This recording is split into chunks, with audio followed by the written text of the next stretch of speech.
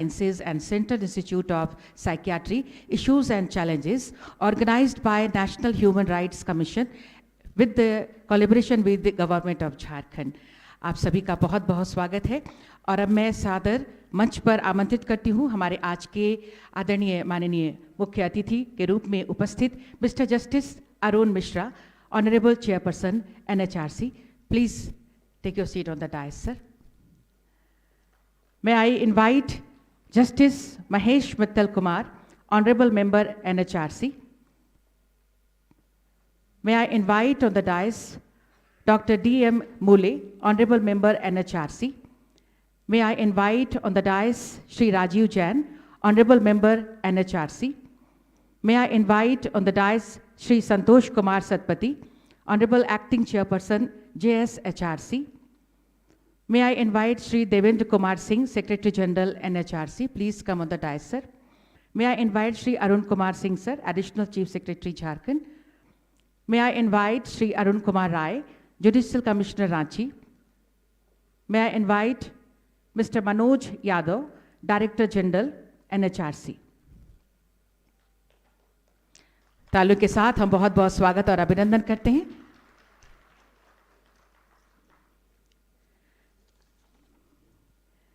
First of all, we are showing our respect and emotional feelings with colorful flowers, and to keep these memorable moments inside your heart and soul, we are presenting memento also. मैं निवेदन करती हूँ doctor जयंती सिमलाई, director RINPAS काके ma'am से कि आप पुष्पगुच्छ से स्वागत करें हमारे आज के कार्यशाला के मुख्य अतिथि महोदय mister justice Arun Mishra, honourable chairperson NHRC का. तालियां आप सबकी तरफ से स्वागत स्वरूप जरूर हों.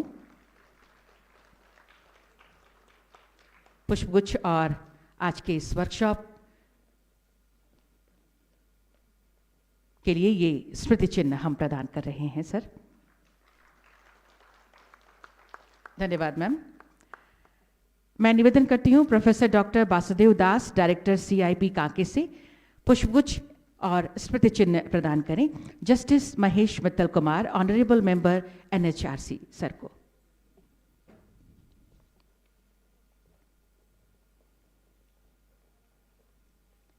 We are presenting bouquet and memento.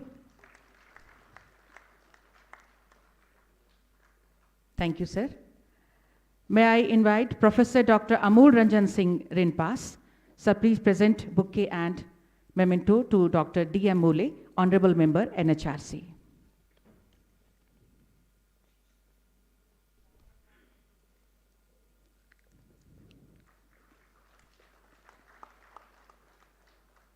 धन्यवाद सर. अब मैं निवेदन करती हूँ डॉक्टर दीपावली रिनपास मैम से Shri Rajiv Jain, honourable member NHRC को पुष्पगुच्छ और स्मृति चिन्ह प्रदान करें.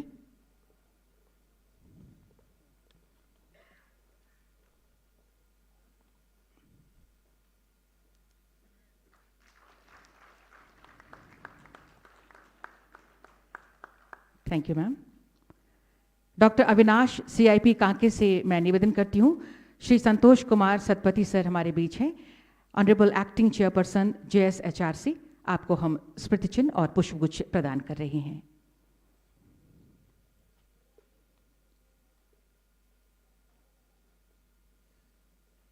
तालियां हों आपकी तरफ से.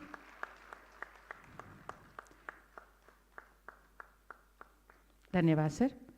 डॉक्टर भुवन ज्योति रिनपास से मैं निवेदन करती हूँ Shri Devendra Kumar Singh, honourable secretary general NHRC sir को बुके और मेमेंटो प्रदान करें स्वागत स्वरूप. तालियां आप सबकी तरफ से जरूर हों.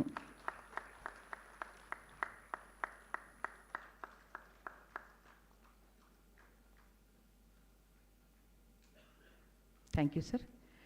डॉक्टर मनीषा किरण HOD साइकियाट्रिक सोशल वर्क से मैं निवेदन करती हूँ मंच पर आसीन Shri Arun Kumar Singh sir, additional chief secretary Jharkhand sir को पुष्पगुच्छ और स्मृति चिन्ह प्रदान करें.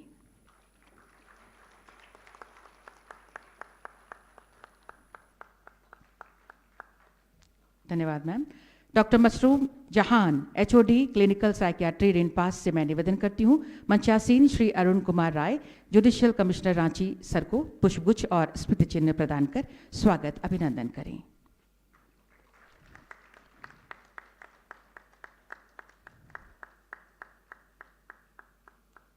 धन्यवाद। और अब मैं professor doctor Nishant Goyal CIP Kanke से निवेदन करती हूँ मंच पर उपस्थित mister Manoj Yadav director general NHRC sir को पुष्पगुच्छ और स्मृति चिन्ह प्रदान कर स्वागत अभिनंदन करें।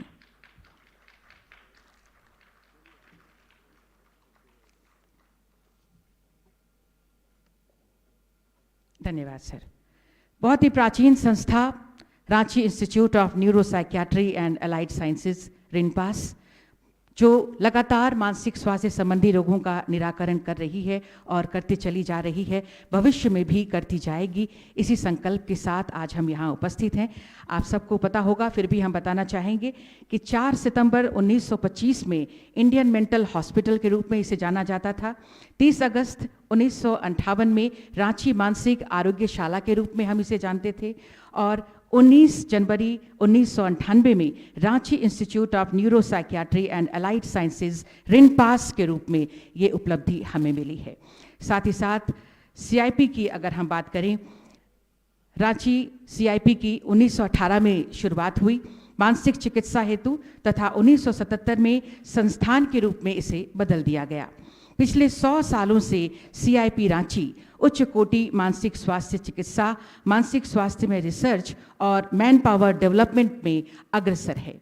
और आज ये हार्दिक खुशी की बात है कि आने वाले दिनों में जो भी हमारे सामने जो इश्यूज आएंगे, जो चैलेंजेस आएंगे, उनको दूर करते हुए हम आज की ये कार्यशाला आपके बीच लाए हैं और हमें पूरी उम्मीद है कि इसके माध्यम से हमें नए नए रास्ते मिलेंगे। आइए इसी आशा और उम्मीद के साथ एक ऐसा दीप हम प्रज्वलित करें जो हमारे मार्ग को रोशन करे। मैं मुख्य अतिथि महोदय एवं विशिष्ट अतिथिगणों से निवेदन करती हूँ दीप प्रज्वलित कर आज की इस कार्यशाला का विधिवत शुभारंभ करें।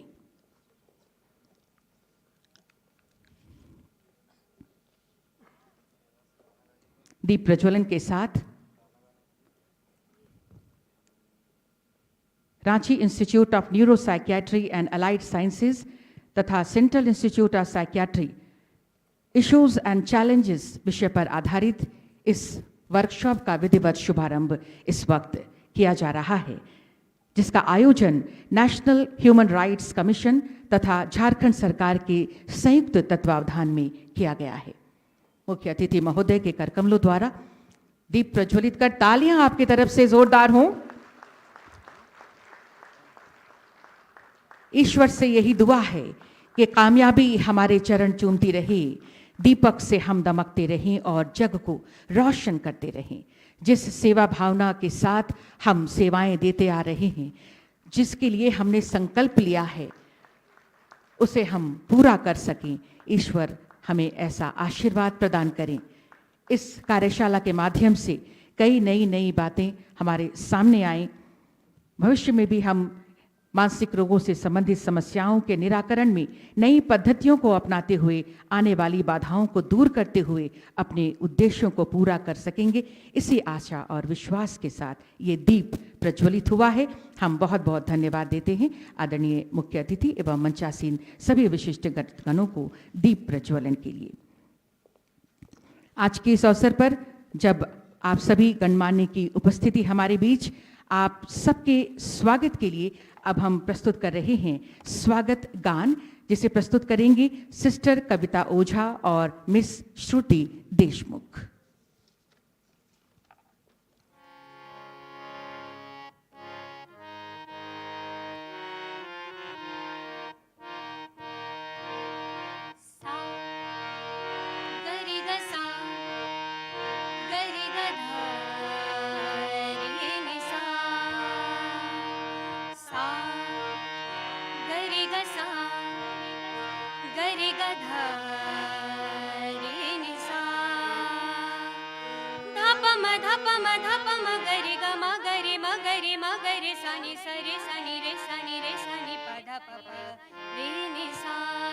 स्वागतम सुस्वागतम अभिनंदनम स्वागतम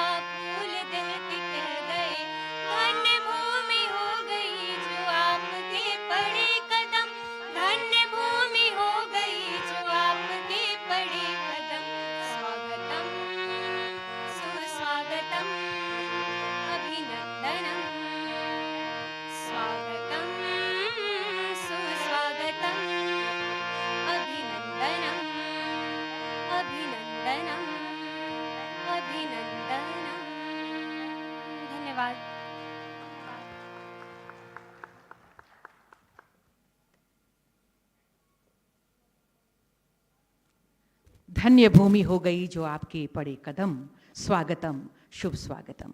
स्वागत की ही कड़ी को आगे बढ़ाते हुए now may I invite Shri Arun Kumar Singh, Additional Chief Secretary, Department of Health, Medical Education and Family Welfare, Government of Jharkhand. Shri Arun Kumar Singh, sir, please come for welcome address.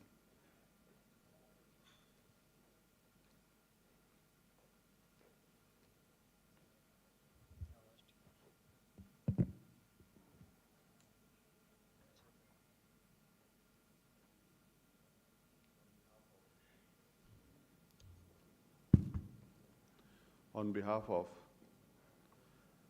the Department of Health, Medical Education and Family Welfare, I welcome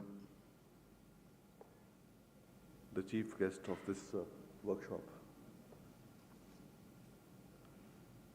Mr. Justice Shri Arun Mishra Ji, Honorable Chairperson, NHRC, Mr. Justice Shri Mahesh Mittal Kumar Ji, who is Honorable Member of NHRC, Dr. D.M. Mule, Honorable Member, NHRC, Shri Rajiv Jain Ji, Honorable Member of NHRC, Shri Devendra Kumar Singh Ji, who is Secretary General of NHRC,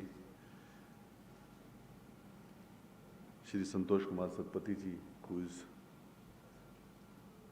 in charge chairman of our State Human Rights Commission, and other dignitaries on the dais. It has been an honor for us that you have come all the way from Delhi to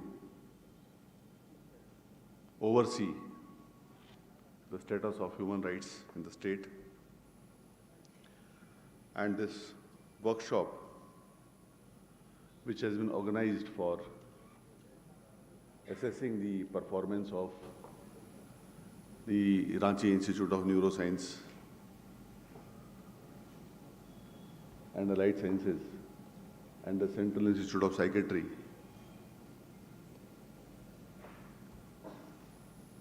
In fact, Ranchi has been known for the two pioneer mental health institutions, and they were set up in, CIP was set up in 1918, and Rinpass was set up in 1925. Though the history of Rinpass, we had in 1795 a lunatic asylum for the Indian soldiers, which was established in Munger. That was the first mental hospital established in India purely for Indian patients. And Dr. J.E. Dhanji Bhai, he was the first Indian medical superintendent. Since 1930s, the psychiatric training was being given to the undergraduate medical students of Patna Medical College, and subsequently for Darbhanga and Cuttack. In fact, this institute was set up for Odisha and Bihar, the combined state of Bihar, and the institute was affiliated to the University of London and Edinburgh for diploma in psychological medicine in 1936.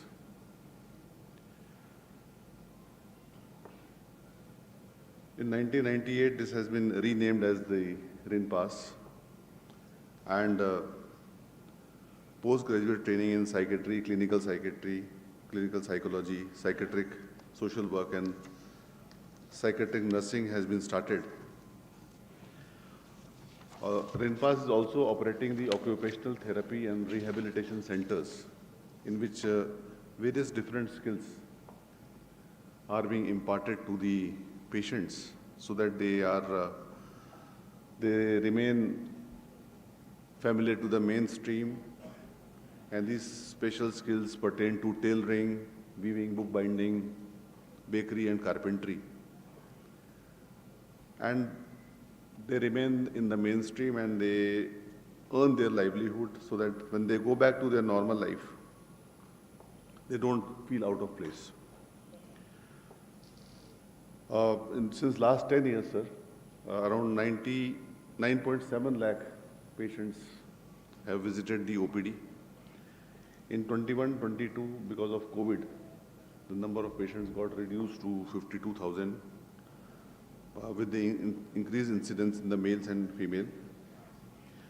We have advanced diagnostic center and COVID testing center also. And during last 10 years, around 18,000, 19,000 patients have been admitted and 18,196 have been discharged.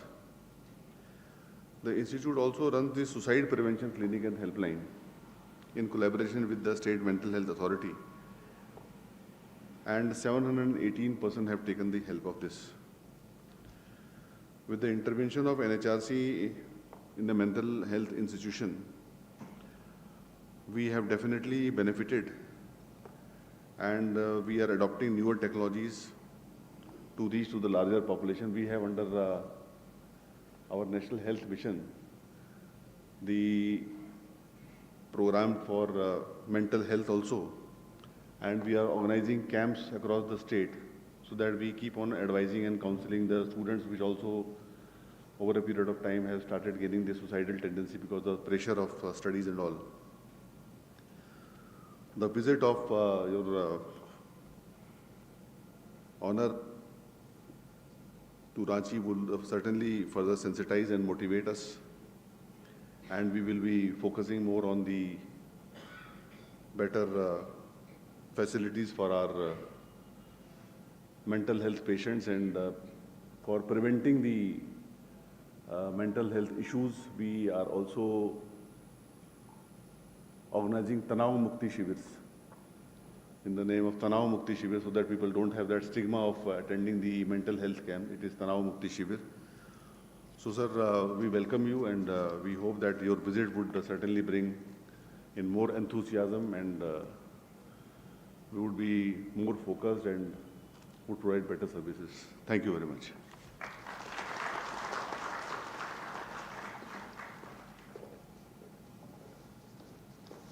Thank you very much, sir, for your welcome address.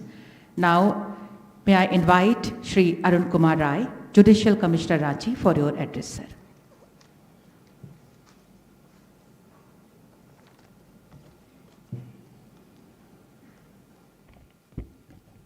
Honorable Mr. Justice Arun Mishra, Honorable Chairman, NHRC, Honorable Mr. Justice Mahesh Mittal Kumar, Honorable Member, NHRC, DM Mule, Honorable Member, Sri Rajiv Jain, Honorable Member, NHRC, Devendra Kumar Singh, IAS Secretary General, NHRC, Arun Kumar Singh, Additional Chief Secretary, Department of Health, Government of Jharkhand, SK Satpati Sahab, in charge, Chairperson, JHRC, other honorable dignitaries on the dais, of the dais, very good morning to all of you. I had an opportunity to visit these two institutions, Rinpass as well as CIP, twice. Once in the month of March and second time in the month of June. So being judicial officer, we tried to know the actual affair of the institute. As such, prior to visit to that institute, we intimated the institute few hours before my visit. So what I saw, I feel that was actual affair of the institute. During my visit, because this workshop is related to issue and challenges in these two institutions, so what I personally felt or came across the issues, I'm going to just deliberate upon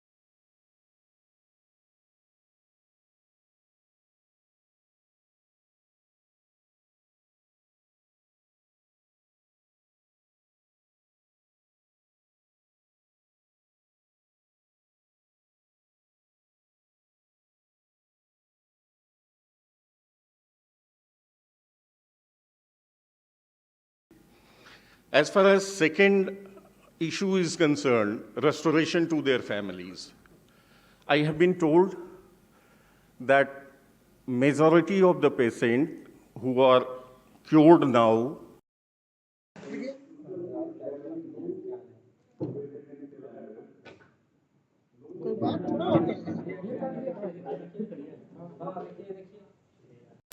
and few patients were having family, but now where the family is, they are not aware. Before posting as a judicial commissioner 2 years back, with the permission of chair, I again want to share my experience as far as this restoration aspect is concerned. I was member secretary, State Legal Service Authority.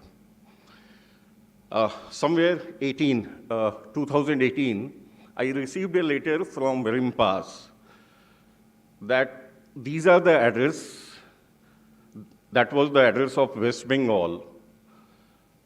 Institute want to restore that patient to his family, her family, but family were not coming forward. So some assistance was asked from our side. We contacted concerned District Legal Service Authority in West Bengal, and we got the telephone number of brother of the inmate who was at Rinpass. With great meticulous deliberation, we were successful to bring the brother of the inmate to Ranchi in our office. Then I asked him, go and take your sister back to your place. My lord, he just told me two things. Sir, आप मुझे बताएं, अगर मैं लेके जाऊंगा, तो मेरी बीवी जिंदा रहेगी या मेरी बहन जिंदा रहेगी? First thing he spoke to me.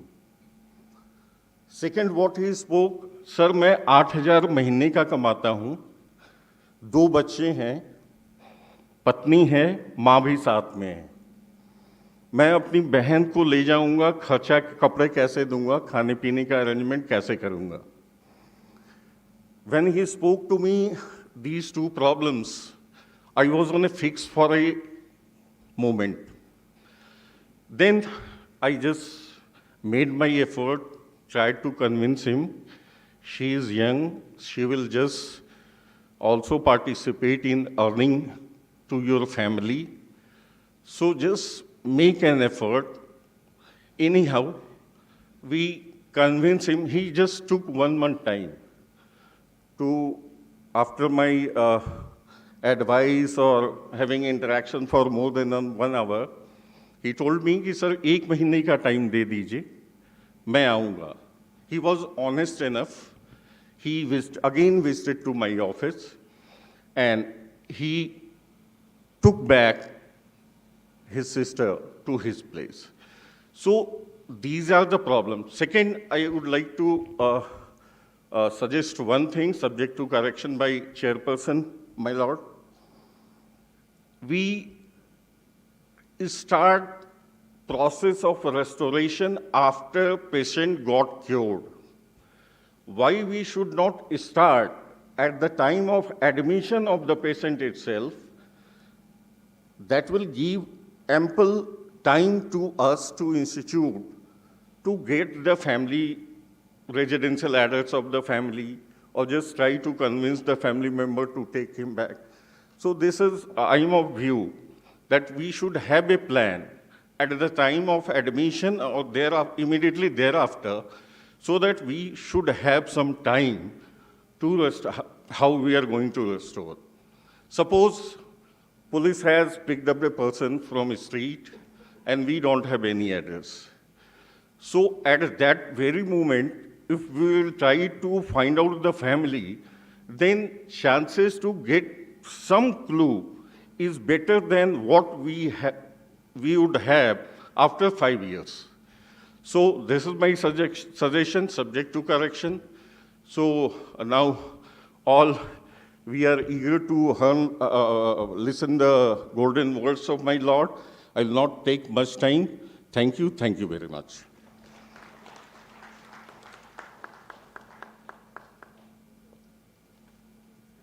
Thank you very much, sir, for your address. Shri Arun Kumar Rai, Judicial Commissioner, Ranchi. Now may I invite Shri Devendra Kumar Singh, Secretary General, NHRC, for your address, sir.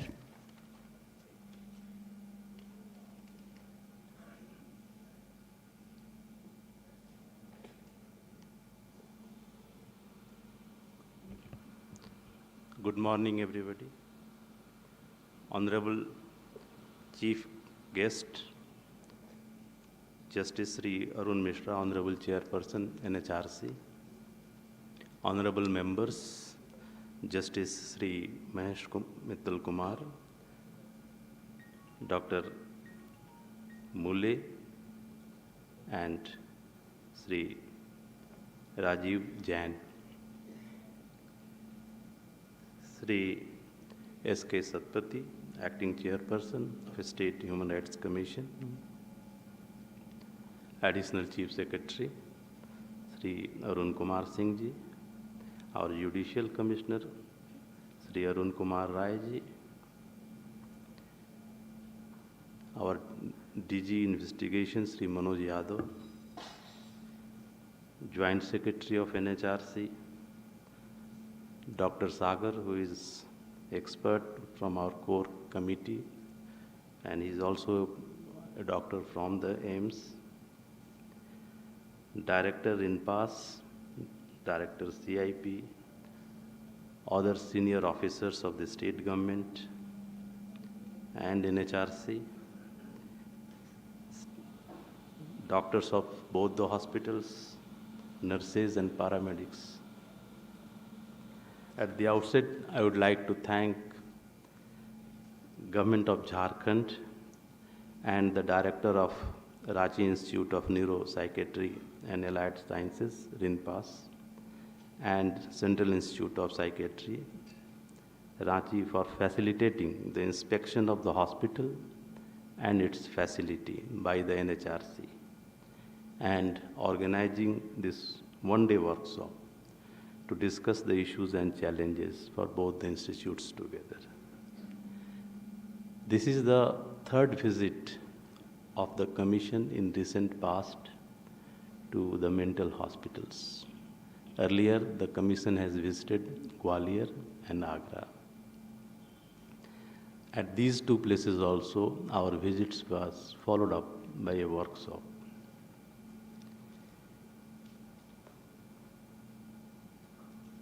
I would like to just inform the background of these visits.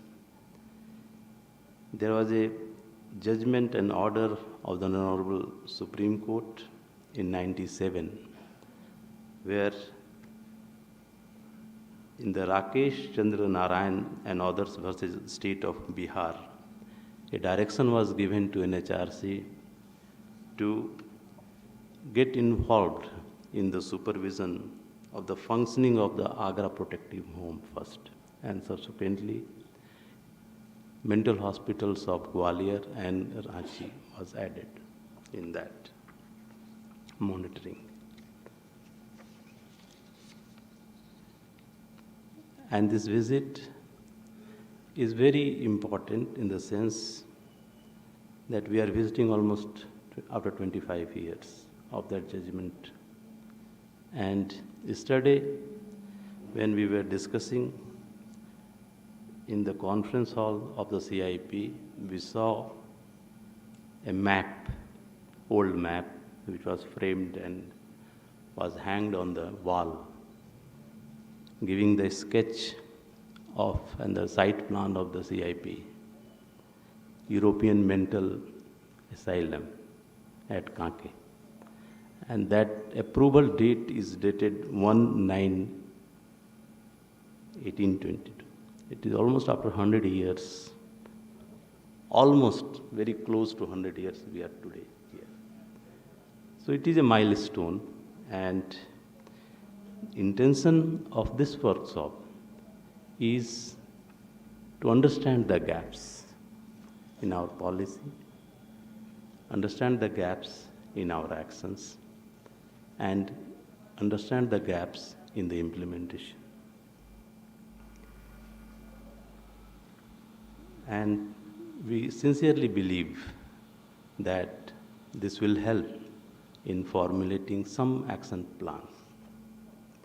The Mental Health Care Act 2017 has given in detail about rights of person with mental illness under Chapter 5.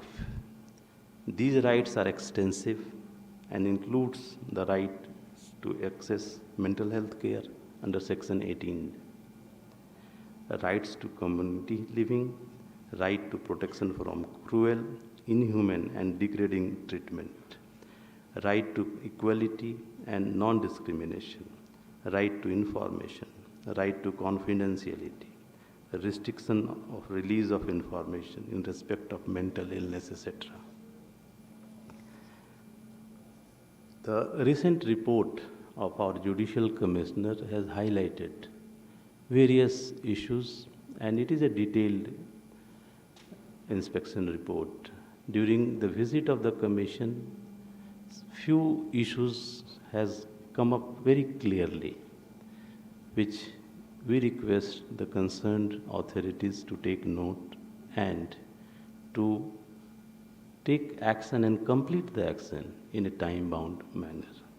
One of is the large number of vacancies which needs to be filled up. We were briefed that these are at different level of processing, but this must be the highest priority. The second most is about which our Judicial Commissioner also spoke, is about shifting of the patients to their families. And this will require not only effort from the institute, but the entire fraternity. It has to be a collective effort, and I think this should be the very, very key action point, and it can't be a leisurely exercise. This needs to be done in a war-footing manner, in a very strict time frame, and help should be taken to complete the task from different departments, maybe social welfare department, maybe judiciary, maybe from police, and so that you shift them to their respective families. And if it is not possible, it may be in 2 or 3 cases, if it is not possible, it may be considered whether such inmates who are treated and they are well, whether they can be shifted to old age homes, and they should not be confined in the boundaries of the mental asylum or mental hospital. Now the Jharkhand, coming to Jharkhand, it is a tribal state, and it has different type of psychiatric problems, and we feel that these facts have been taken care by the authorities of the hospital, and there needs to be little more approach. I was asking whether the awareness literature is available in their local language. There is need to convey and support these in the local language to the people so that we can easily communicate and create awareness about the mental health. Before I close, I would like to read one paragraph from the famous poem written by Robert Frost. The woods are lovely, dark and deep, but I have promises to keep, and miles to go before I sleep, and miles to go before I sleep. Thank you.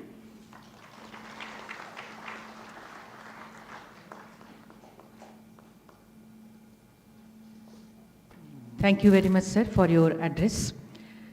Now, I would like to invite Honorable Acting Chairperson, JSHRC, Shri Santosh Kumar Satpathy, sir, for your address.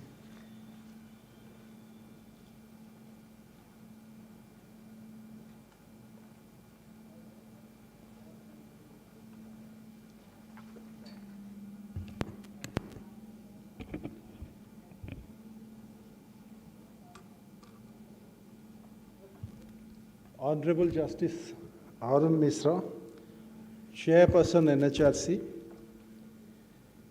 Honorable Members, Mr. Mahesh Mittal, Dr. Mule, Sri Rajiv Jain, Director General, Secretary General NHRC, Devendra ji, Additional Chief Secretary, Health, Government of Jharkhand, Arun ji, Judicial Commissioner Sahab, distinguished panelists, ladies and gentlemen. Chairman, sir, I stand before you to make an appeal. My appeal is to you and to all honorable members.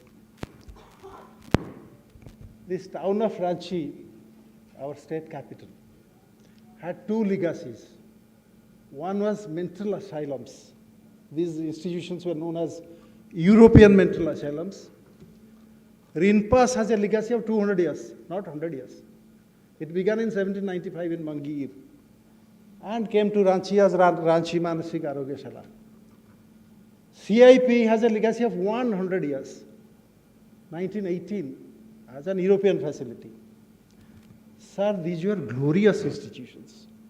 People from Bangladesh, Myanmar, whole of Eastern India, they used to come here. They used to come here from all over the country. That was the glory of these institutions. But sir, today, these institutions are crying. They have been forgotten. 1942, Rinpass used to award psychiatry degrees MD. Now this has been discontinued from 2007. 70% staff not there. They have all the infrastructure facilities, more than 1,000 acres, between, I think, about 1,500 acres. CIP, it is an adjunct institute of CGHS. The director of CGHS is the whole and sole owner. It can't even communicate with the ministry. The director, CGHS, he is the owner. And sir, it has the status of a PSC. I'm sorry to tell you this 100-year institution and 200-year institution. Supreme Court gave an order, it must be made autonomous. What autonomy they brought? That is a laughable autonomy. They made a committee, said this committee, but for everything Rinpass has to come to the government. It's not autonomous. They have violated the Supreme Court orders. This is plain and simple. Sir, for the last 20 years, I have been appealing to anybody who has an ear for me that please make it autonomous. Please make it a national center of eminence. Please make it an university. Sir, 1954, Nimans came into being. It was Mysore Mental Asylum. It had only 56 acres of land. They made it an institution of national eminence. It got the status of an university. The director is known as the Vice Chancellor. It is doing extremely well. In fact, that is the only mental institution in the country worth naming. So my appeal to you, sir. Sir, you have all the powers. In fact, your recommendations are almost mandatory. You have the powers under the Human Rights Protection Act 1993 to make recommendations. Please make a recommendation, sir. Kindly make a recommendation. Let these two institutions be amalgamated and by an act of parliament, let it be like another Nimans. Sir, we have dearth of infrastructure in this country for mental illness. There's hardly any facility. So if it comes up, Ranchi will gain back its glory, Jharkhand will gain back its glory, and we'll have another. Sir, the budgetary provision will be minimal for this because they have all the infrastructure. No institution has this kind of land, building, all that. They have to just add on, they have to bring in an act and make few appointments and give it real autonomy. Sir, with this prayer, I close down and I am sure you will do something about it. If a detailed note is necessary about these two institutions, I have all the papers, I'll send it. I'll personally come down to Delhi to submit it to you. Thank you, sir. Jai Hind.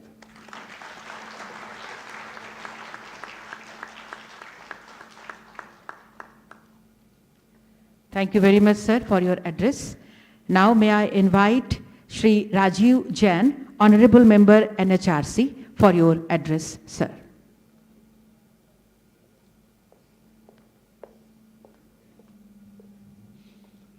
माननीय मुख्य अतिथि महोदय, मंच पर पीठासीन वरिष्ठगण एवं सभा में उपस्थित सज्जनों, सतपति साहब के विचारों से मैं पूर्णतः सहमत हूँ। झारखंड मेरा काडर रहा है। 40 साल पहले मैं यहाँ रांची में पदस्थापित भी था और मैंने देखा था उस समय भी अनेक प्रांतों से लोग यहाँ इलाज के लिए इस इंस्टीट्यूट में आते थे। It was an institute of eminence. तो अभी वर्तमान में इस गोष्ठी का टाइटल है such and issues and challenges. What is the issue? Simple issue is human rights of the inmates. We've come here with that as the focus. And what is the challenge? The challenge is to bring the entire system of administering them under the 2017 Mental Health Act. It has made a paradigm shift. Right now, your institute is enclosed by 14 feet walls with barbed wires. It's in confinement. A person willing to go back home, a person who's treated, who's all right, you can't confine him. That's almost tantamount to illegal confinement. You need to conform to the 2017 Mental Health Act. With that, I leave it to my more knowledgeable colleagues. Thank you.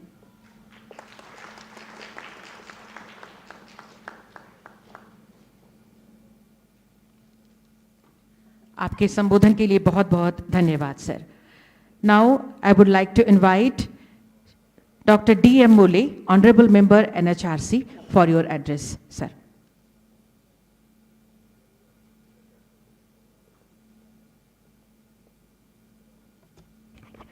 Namaste and good morning to everyone. Ranchi Institute of Neuropsychiatry and Allied Sciences and Central Institute of Psychiatry. इनके जो challenges है और उनके सामने जो opportunities है उसके बारे में हम चर्चा करने के लिए यहाँ उपस्थित है. हमारे राष्ट्रीय मानवाधिकार आयोग के माननीय अध्यक्ष महोदय जस्टिस अरुण कुमार मिश्रा, हमारे सहयोगी सदस्य जस्टिस MM कुमार, मेरे दूसरे सहयोगी सदस्य श्री राजीव जैन, यहाँ पर उपस्थित राज्य सरकार से श्री अरुण कुमार सिंह, हमारे महासचिव श्री देवेंद्र सिंह, यहाँ के श्री अरुण कुमार राय, संतोष कुमार सतपथी, राज्य मानवाधिकार आयोग के अध्यक्ष, मंच पर उपस्थित अन्य महोदय और मेरे मित्रों, बहुत अच्छा सुझाव जो है श्री सतपथी जी ने दिया है और मैं पूरी तरह से उससे सहमत हूँ. कुछ और मुद्दे मेरे पास है, मैं एक के बाद एक बताता चाहूँगा आपको. मुझे लगता है कि अभी जिस कगार पर हम खड़े हैं मानसिक स्वास्थ्य में, उसमें पूरे समाज की इसमें सहयोगिता हो तभी तो यशस्वी हो जाता है. कोई भी सेंटर ऑफ एक्सेलेंस या इंस्टीट्यूट ऑफ एमिनेंस अपने पाँव पर खुद खड़ा नहीं हो सकता जब तक उसके जो स्टेक होल्डर्स है पूरे समाज में वो उसका साथ नहीं देते. कुछ मुद्दे हैं जो इन संस्थाओं से जुड़े हुए हैं, वो मैं सबसे पहले बताना चाहता हूँ. यहाँ इंफ्रास्ट्रक्चर की कमी नहीं है, अनुभव की कमी नहीं है. 340 साल का अनुभव जो है इनके पीछे दोनों संस्थाओं को मिलके ये देश का सबसे बड़ा केंद्र है. एक तरह से एक बहुत बड़ा अवसर, अपॉर्चुनिटी है रांची के लिए और झारखंड के लिए इन दो संस्थाओं के द्वारा. ये मैं पहला मुद्दा. वहाँ की जो इमारतें हैं रिम्पास कैंपस में, वो आज भी उतनी ही सॉलिड है जितनी एक समय ब्रिटिश एम्पायर सॉलिड था. लेकिन उनकी भी कुछ अवस्था ऐसी हो रही है आजकल और प्योर निगलेक्ट की वजह से जो ब्रिटिश एम्पायर की हो गई है. तो मुझे लगता है उन बिल्डिंगों में अभी भी जान है, कंस्ट्रक्शन सॉलिड है.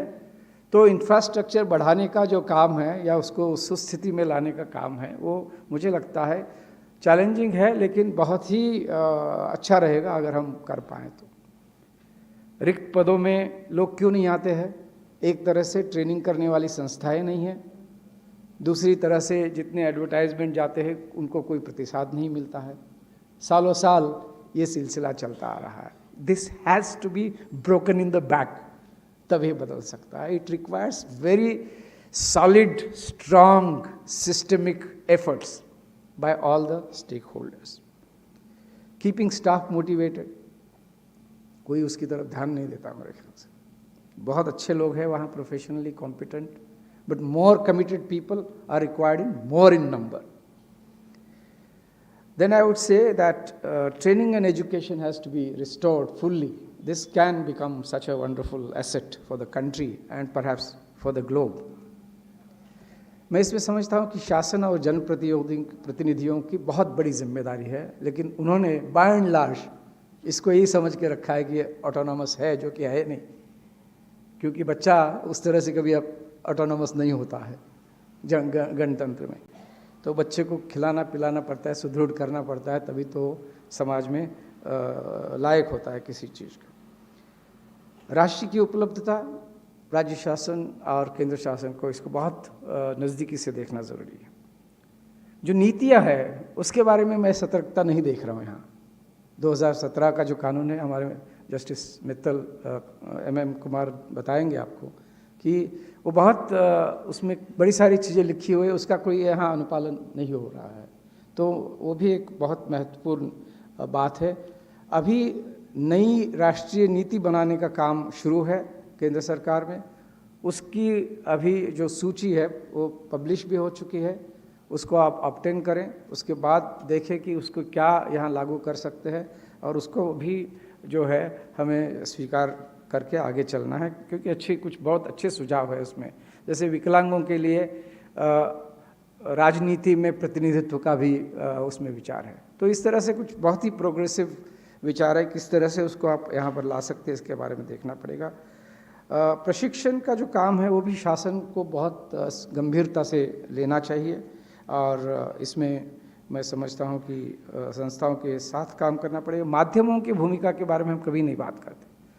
मानसिक स्वास्थ्य में जागरूकता पैदा करने में उसकी अलग अलग अंग और आयाम है, उसको जनता तक पहुंचाने में मैं समझता हूं कि बहुत बड़ा सहयोग जो है हमको मीडिया से लेना चाहिए। हम मीडिया को तभी जाते हैं जब कुछ सेंसेशनल चीज़ जो है जनता को पसंद आने वाली होती है, तो मुझे लगता है बदलना ज़रूरी है।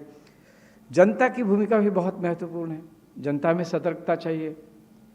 जब पर्यावरण ठीक होगा तभी मानसिक स्वास्थ्य बढ़ेगा। एक उसका सूत्र है, हमारे जीवन में जो सांस्कृतिक, सामाजिक, आर्थिक पर्यावरण है वो नहीं है सुव्यवस्थित आज के दिन में। हमारे यहाँ जब एक्टर और एक्ट्रेसेस का मानसिक स्वास्थ्य बिगड़ जाता है, डिप्रेशन में जाता है, तो उसकी खबर बनती है, लेकिन आम जनता में प्रिवेलेंट जो है मानसिक स्वास्थ्य के विषय, उसके बारे में बिल्कुल ही चर्चा नहीं होता। मैं समझता हूँ कि बहुत महत्वपूर्ण है। समाज पर्यावरण पुनर्वसन में, रिहैबिलिटेशन के काम में समाज की भूमिका बहुत बड़ी है, इसलिए समाज, जनता, लोक प्रतिनिधि, इनको मिलके काम करना बहुत ज़रूरी है। अंत में कहूँगा कि विश्वविद्यालय भी जो है वो पाठ्यक्रम में जुड़ा, इसको उनको जोड़ना ज़रूरी है। मानवाधिकार में जो एक मानसिक स्वास्थ्य का अधिकार बहुत महत्वपूर्ण अधिकार है, क्योंकि वो जीवन के अधिकार से जुड़ा हुआ है। तो मैं समझता हूँ कि ये तो एक तरह से सख्ती होनी चाहिए पाठ्यक्रम में इसका समावेश करने के लिए। उसके लिए राज्य शासन पूरी तरह से प्रयत्न करे, ये मेरा एक अपना सुझाव है। अंत में मैं समझता हूँ कि सेवा, शिक्षा और अनुसंधान, ये तीन इसके पिलर हो सकते हैं। किस तरह से हम इसको करें वो हमारे ऊपर निर्भर है। हम जितने अकार्यक्षम हैं उतनी ही हमारी संस्थाएं अकार्यक्षम रहेगी। मैं चाहता हूँ कि इसी अवसर को एक अपॉर्चुनिटी समझकर संस्था, शासन, जनता, लोक प्रतिनिधि और विश्वविद्यालय मिलकर हम इसको एक centre of excellence, institute of eminence बनाने में हम जरूर सहाय करें। धन्यवाद।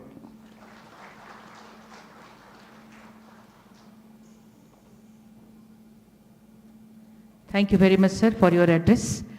Now it's my pleasure to invite Mr. Justice Mahesh Mittal Kumar, Honorable Member NHRC, for your address, sir.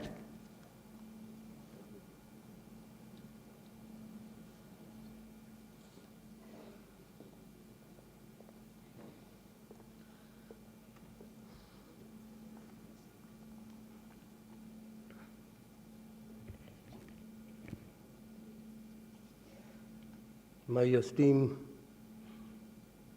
colleague and chief guest of the function today, Shri Justice Arun Kumar Mishra, Chairperson NHRC.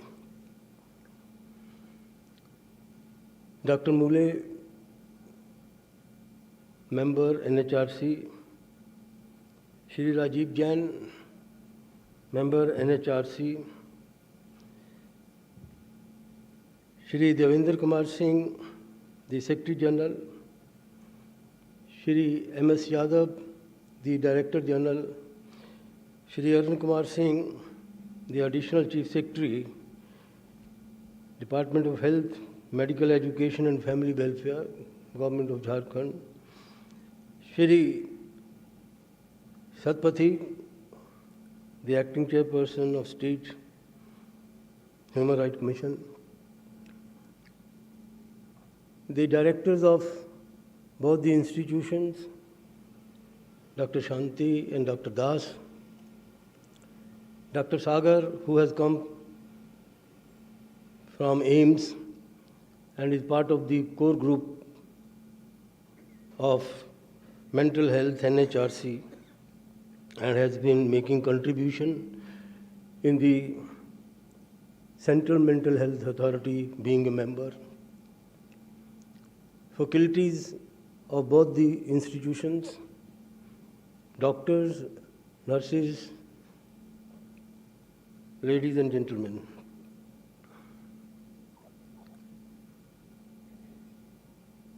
The National Human Rights Commission is in a missionary mode. This is the third city for us to visit. It rarely happens, and I am saying it with all responsibility and after seeing the record, that the full commission visits the places in a missionary mode like this. Chairperson Justice Mishra appears to have taken the subject as top priority to ensure that the requisite standards, the norms provided, 1987 Act is gone. New Act 2017 has come. All the provisions of 2017 Act are complied with in letter and spirit. Justice Mishra went with us and led the team from front to Gwalior, Agra. This is the third place. And yesterday when we visited these two institutes, Rinpass and CIP, the sentiments, the feelings expressed by the chairperson representing the feelings of the whole commission, I think are no longer concealed. It was completely transparent manner displayed before both the directors. One Joint Secretary, Mr. Sharma, was also present in Rinpass and then in CIP. We are aghast and very sad to see the conditions at Rinpass. Shri Satpathy have shared with us this is a glory of an institution of world known. Nationally it was recognized, globally it was recognized. See what we have done. Encroachment. NHRC since 1997 has been making efforts to restore this institution back to its glory. The big issue is regarding the encroachment. If I show you a book published by NHRC in the year 2012, there are 2 pages devoted to the Ranchi Institute, Rinpass. And it records 500 acres of land. 500 acres of land. And it says that it is left with 200 acres.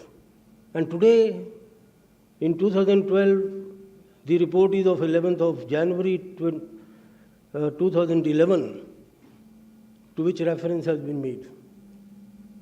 Today, sometime we are not very clear. Somebody will tell us that we are likely to be left with 25 acres of land. Somebody is telling us, no, sir, it will be 50 acres of land. We are not very sure what is happening.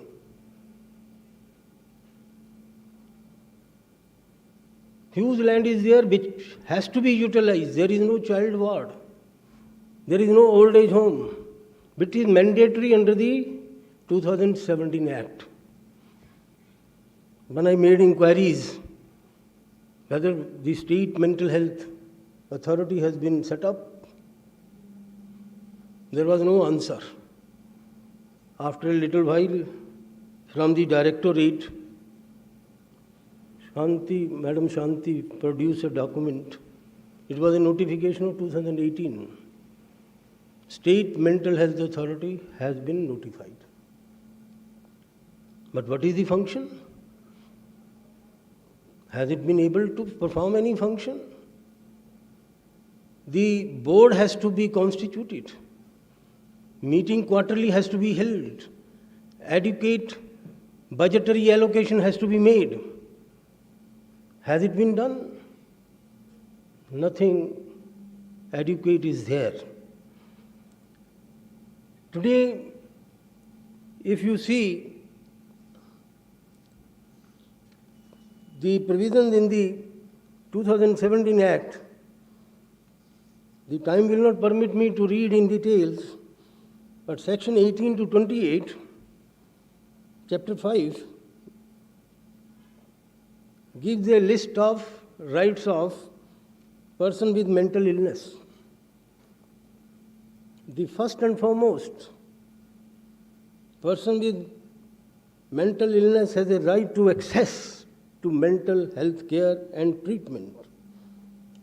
And it is to mean mental health services at affordable cost, of good quality, available in sufficient quantity, accessible geographically, without discrimination on the basis of gender. The government is mandated to make sufficient provision for a range of services required by persons with mental illness.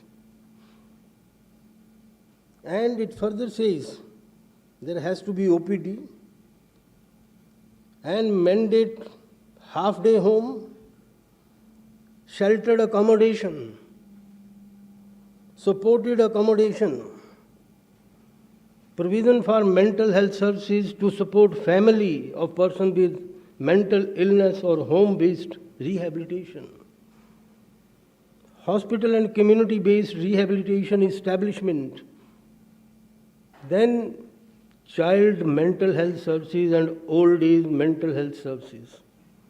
Where are these provisions? Until and unless the state mental health authority start functioning, the board constituted by the state mental health authorities start functioning, what are these rights also contains, for example, Section 19, right to community living, right to protection from cruel, inhuman, degrading treatment, right to equality and non-discrimination, and most important, right to confidentiality. So even a writ petition filed in the High Court, in a minute, mandamus has to be issued. Nobody can stop. Mr. Rai has listed in his report so many lacunas.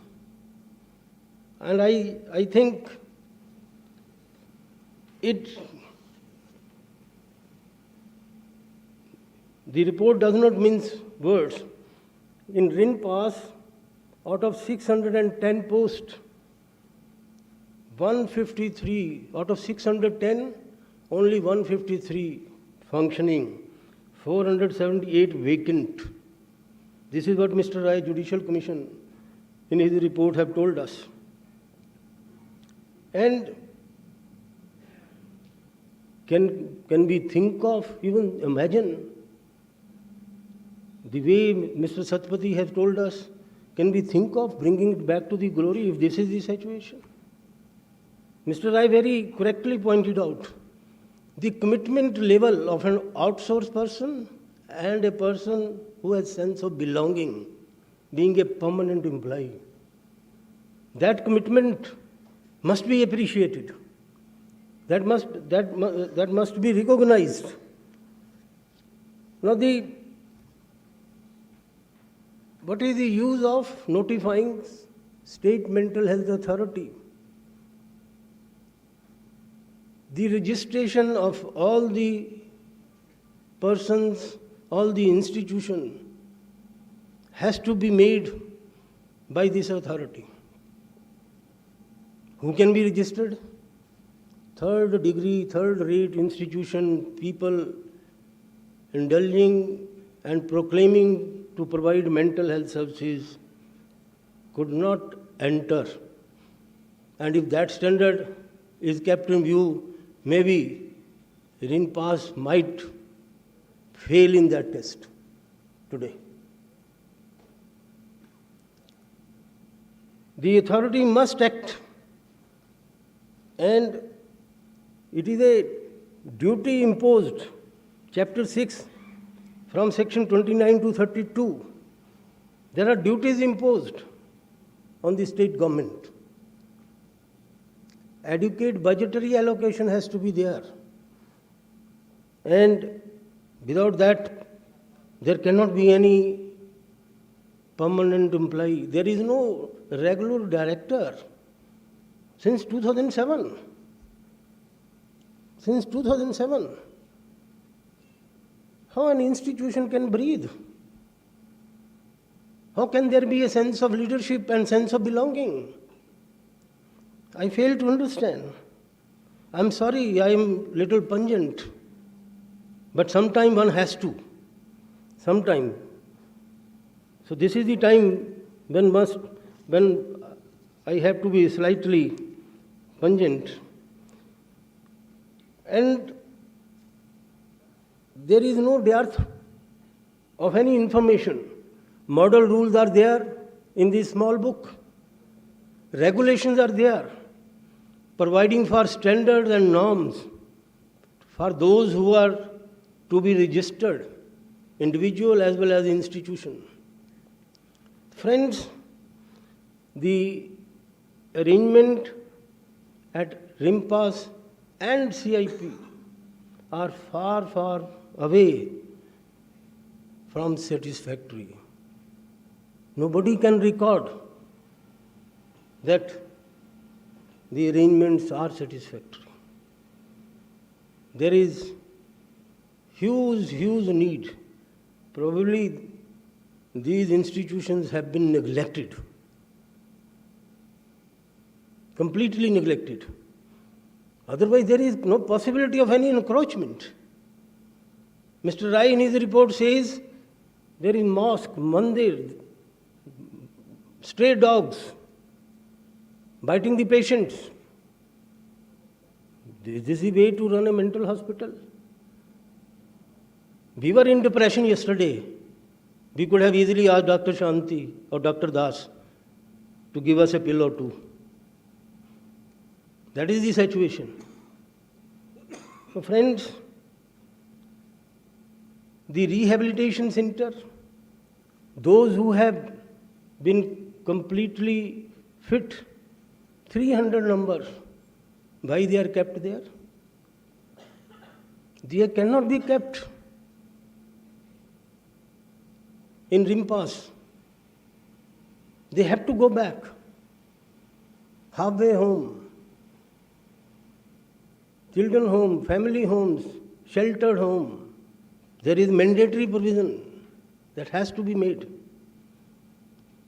So the huge efforts are required on the part of all these stakeholders. Everybody has to work 24/7 to revive these institutions, to regain its glory, as our acting chairperson of the State Human Rights Commission has pointed out. We must take pride that Ranchi, Jharkhand, has such glorious institution. Let us bring them back to the extent of even 50%, but it used to be. CIP was affiliated with the University of London. Where we have gone? Let us do something. Let us not keep quiet. चलता है system, must stop. अब नहीं चलेगा, बहुत चल लिया. Our chairperson is very, very serious. Is not going to keep quiet. Supreme Court has issued directions that whatever directions are issued by the NHRC are the directions of the Supreme Court. So if that is the position, then I think Honorable the Chairperson has shown, has not minced word yesterday, has not minced any word to point out what is lacking and what are expected. The task is very uphill, but we have to do it. And I would say that we must devote ourselves, dedicate ourselves, resolutely determined to deliver goods, come to the expectation of those who need our services most. And I will conclude by reading a paragraph what George Bernard Shaw said. George Bernard Shaw says, I quote, "This is the true joy in life, being used for a purpose, recognized by yourself as a mighty one. Being a force of nature instead of a feverish, selfish little clod of ailments and grievances, complaining that the world will not devote itself to making you happy. I am of the opinion that my life belongs to the whole community, and as long as I live, it is my privilege to do for it what I can. I want to be thoroughly used up when I die, for the harder I work, the more I live. I rejoice in life for its own sake. Life is no brief candle to me. It is a sort of a splendid torch which I have got hold of for the moment, and I want to make it burn as brightly as possible before handing it on to the future generation." Unquote. Thank you.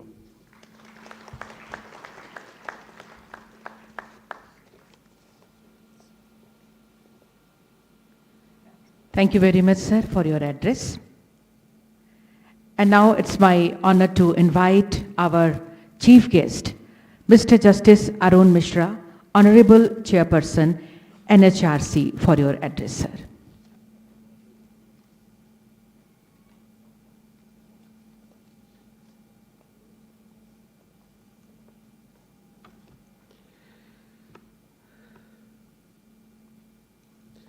My esteemed colleague, Justice M. Kumar, Shri Dhyaneshwar Mule ji, Shri Rajiv Jain,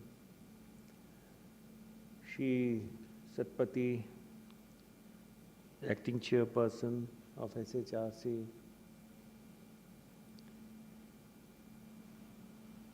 Shri D.K. Singh, Shri Arun Kumar Rai, Judicial Commissioner, Shri Arun Kumar Singh, Additional Chief Secretary, Department of Health,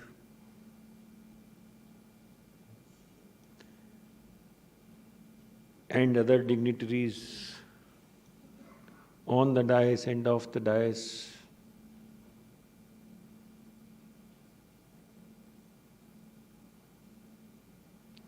We are here to discuss about mental asylum.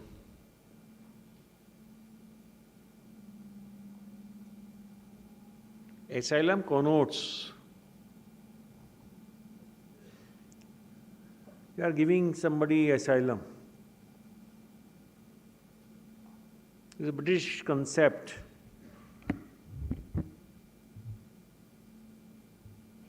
which we are following. 200 years back and 100 years back, these two institutions, as we are told, were given certain structures.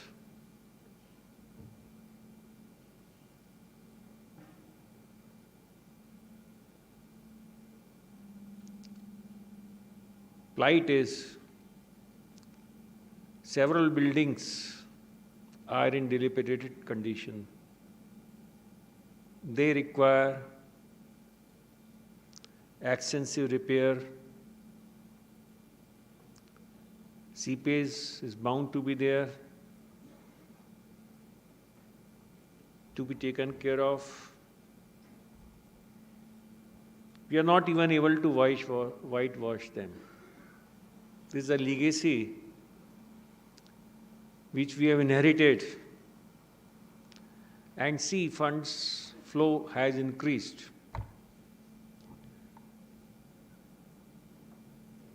It has not decreased at any point of time.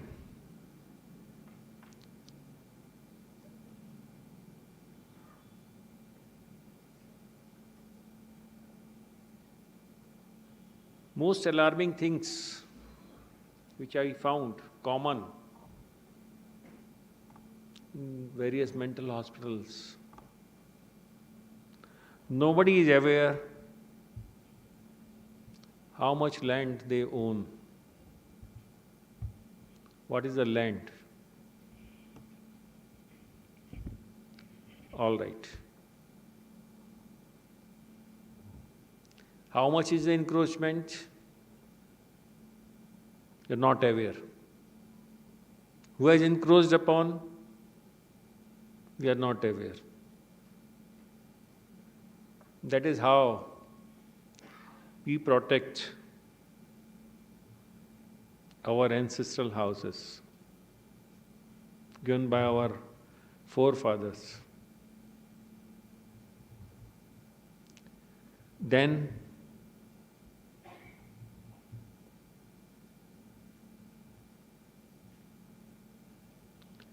see the apathy. We'll talk of patients later. This acute shortage of faculty, doctors, in not only these two institutions, but other institutions which you have inspected.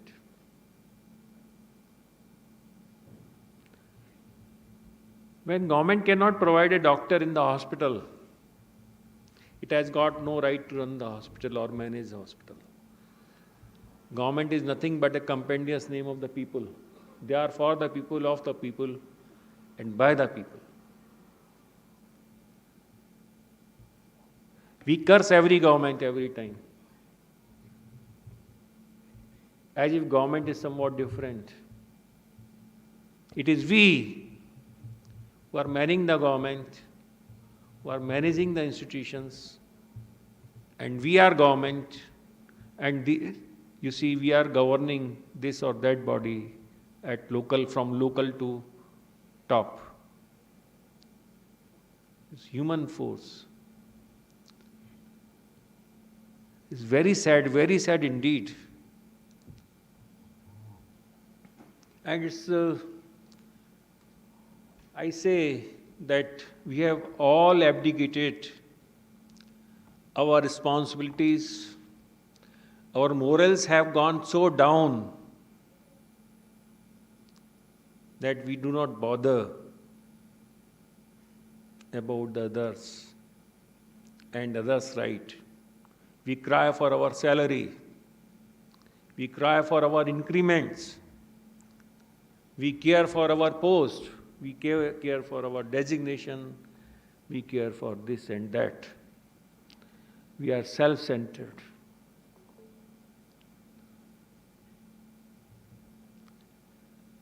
I am saying this because so much apathy I have seen. So much apathy I have seen. No government officer is aware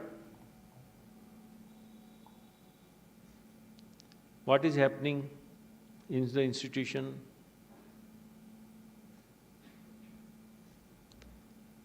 Once there is some discussion, we will start blaming each other. As if by passing the bulks, we can wipe off the tears from the eyes of others for which we are responsible. As a matter of fact, we have got no right, if you ask me very clearly, to draw our even salary or to take it home, unless we are able to provide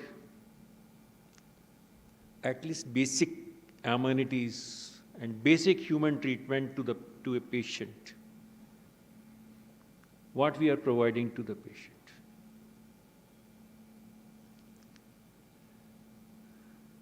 You see, life-saving medicines are not present, not kept in most of the wards. Let a person die. Human life. Wherefore we should run these hospitals, asylums? Why for we require this 500 acre, 400 acres, 200 acres or 300 acres of the land, that to prime land? It can generate several thousands of crores of rupees as on today.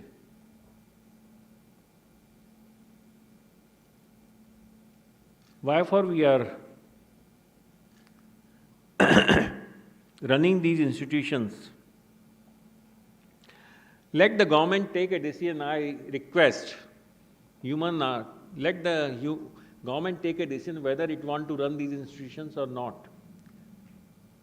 Whether it is central government or the state government, or whether it is at the local level or at the village level. If you are running any institution, you have to run it effectively or don't run it. If we are not able to run it, let us close it down. Let us not make it a torture center for the, mental patients. I am saying this torture center and I will take little time because that is the purpose of the entire workshop. You see, even in jails, once person has committed an offense and he has completed his sentence, even if he is detained for a day in the jail thereafter, you run criminal responsibility and liability to make the payment of compensation and to be prosecuted for violation of his freedom. But here, see, from Gwalior, Agra to Ranchi, patients are fit. They want to go back. They are willing to go back. Statutory provision says you cannot keep a fit person in mental asylum even for a day thereafter. That is section 19. How many of us have read section 19 and its mandate? If we have read or we have not read, we are equally guilty. But thing is that we are not able to comply with it. It's very sad state of affairs. And if I'm very frank to discuss everything in open. You see, I have been told at certain hospitals, and here also I have been told, why for these persons, 300 in each hospital in Ranchi, are not being sent back after being fit. Section 19 says, even if family is not accepting them, that is no ground to keep them in the mental hospital. How you are keeping them? Do you feel you are above the law? Is it enough to say that families are not able to take them? We have written the letter to DLSA, we have written the letter to collector, we have written the letter to the SP or this or that. I am saying this is not enough to discharge your responsibility. Time has come. You see, we see deaths are taking place in mental asylums. Number of deaths has increased. And if you are keeping a fit person in mental asylum, in four corners where he is not free to move out, you are curtailing his freedom, you are destroying his health, you are destroying his life, you are destroying his entire bundle of rights of living with human dignity. Can you keep a person hospitalized after discharge? He is fit for discharge. You are guilty. You are guilty of not only criminal breach of trust, but some offense of higher order. Let us fight it out. Who is responsible? If government is not discharging the duty under the 2017 Act, can the hospitals, doctors also afford this luxury? Director can afford to be in the chair without sending these persons back? Whether higher officials who are concerned with this, their apathy, whether they are not criminally liable?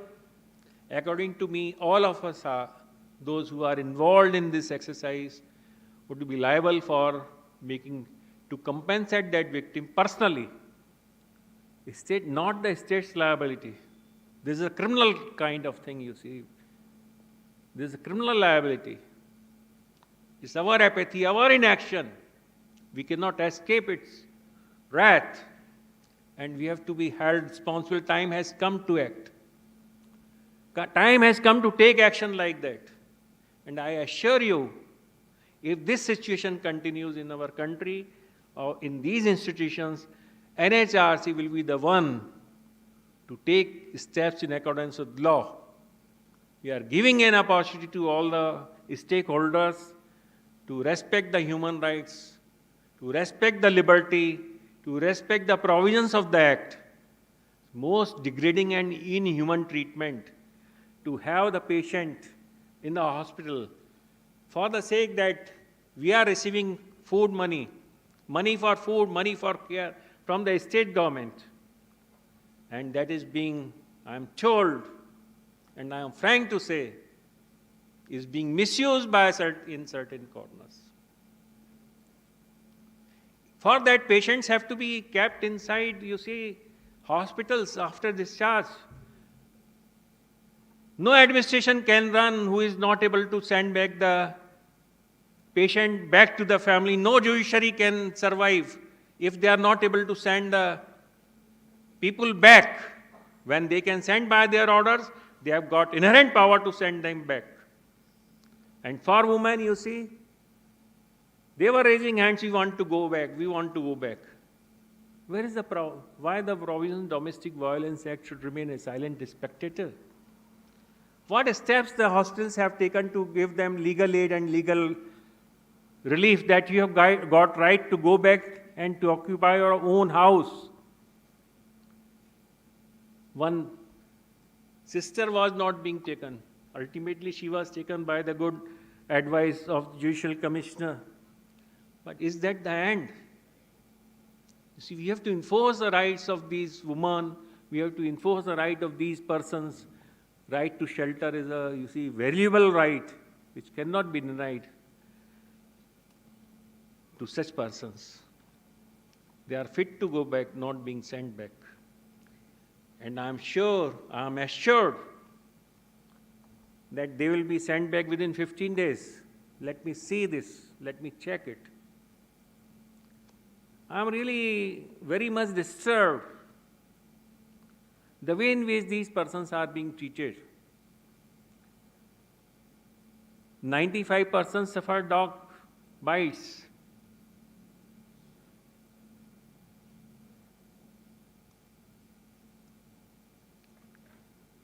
What is this? Whether they are human or not, I don't know.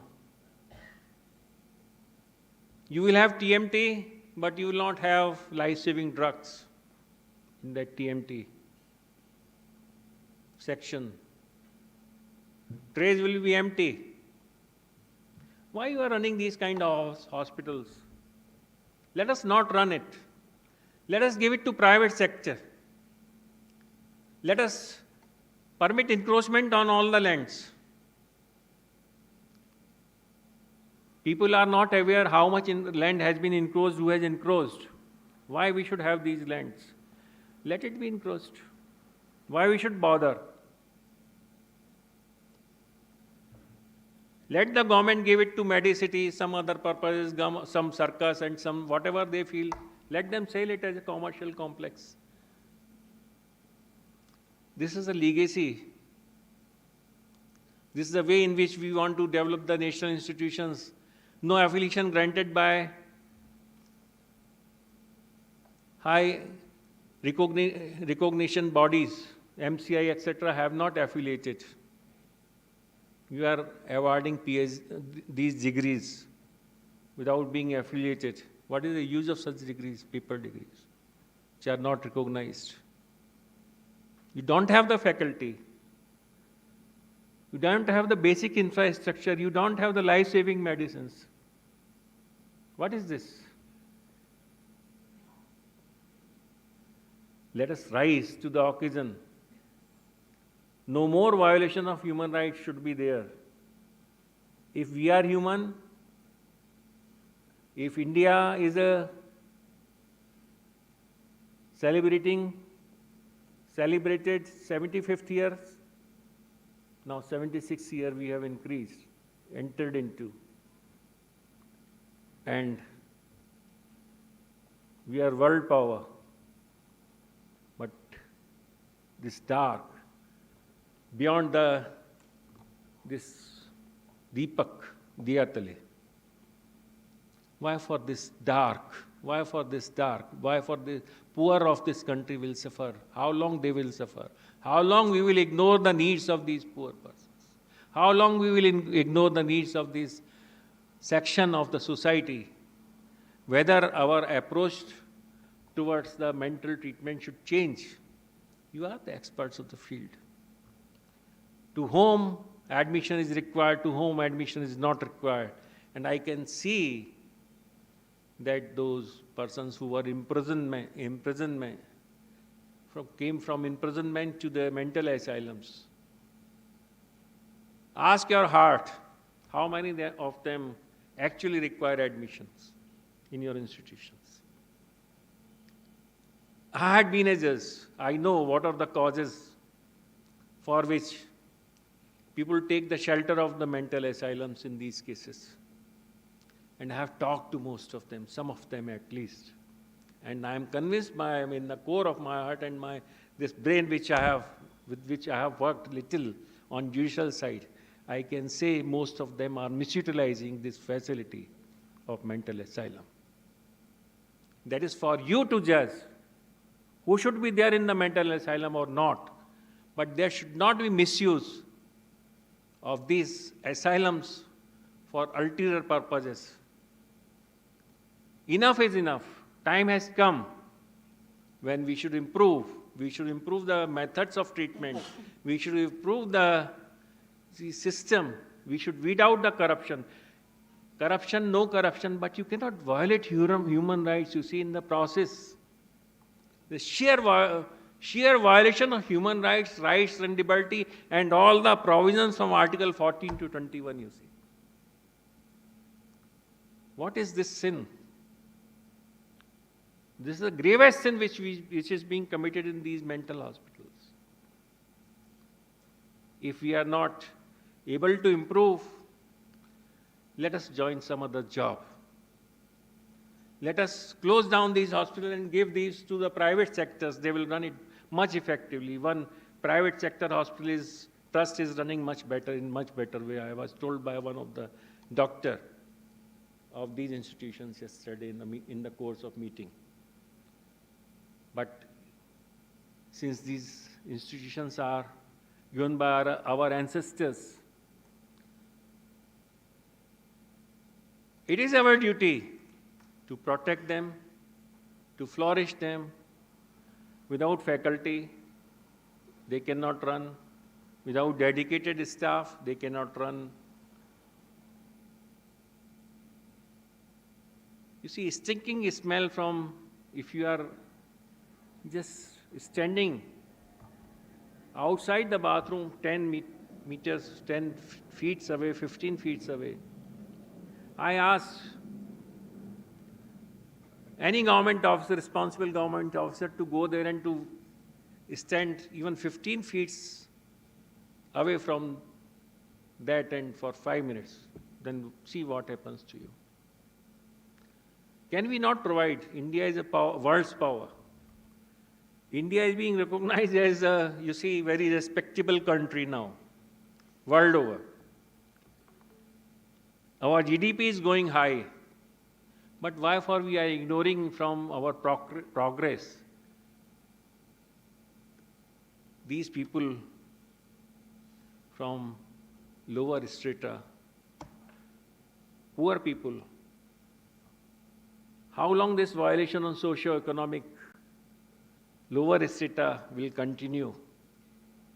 Is it not our duty as a state, as individual functionary, as functionary of the state, officer of the state, to carry out the mandate of the directive principles given statutory shape in the provisions of Mental Health Care Act 2017? It is bound and duty. If you are not doing, they can be enforced. We can be penalized. Even I feel guilty. When I am sharing with you, I feel guilty. Why we have not taken care of for so long, so many years of this, when we have come to this situation that they are on the verge of closing down. We are shouting.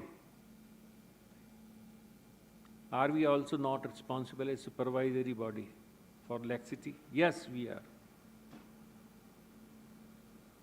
But let us take a vow to improve the system, to send back the fit persons immediately. Police, administration, DLSA can do wonders. You see, in this age, technological, you see, every person is having I card, you see, at least. They know their names, place, from where they are coming. and then you are not able to find out their house. Flimsy explanation given for not sending back. This should no more be continued. I feel that is the duty of the government, director and every person involved in it. And I give kudos to Judicial Commissioner for giving such a brave report. Thank you, Judicial Commissioner. We expect the officers like you manning the judiciary. You can do wonders in the field. You can pass orders even against government, even against NHRC, even against everybody. Kindly take initiative. These persons should be sent back. These persons should no more be in the mental asylums, you see, those who are fit. And if we are not able to send back, then all of us, all guilty. We should be there in mental asylum if we are not, you see, respecting others' right. Not only in mental asylums or custodial centers, you see, we should be in jails in that case, you see.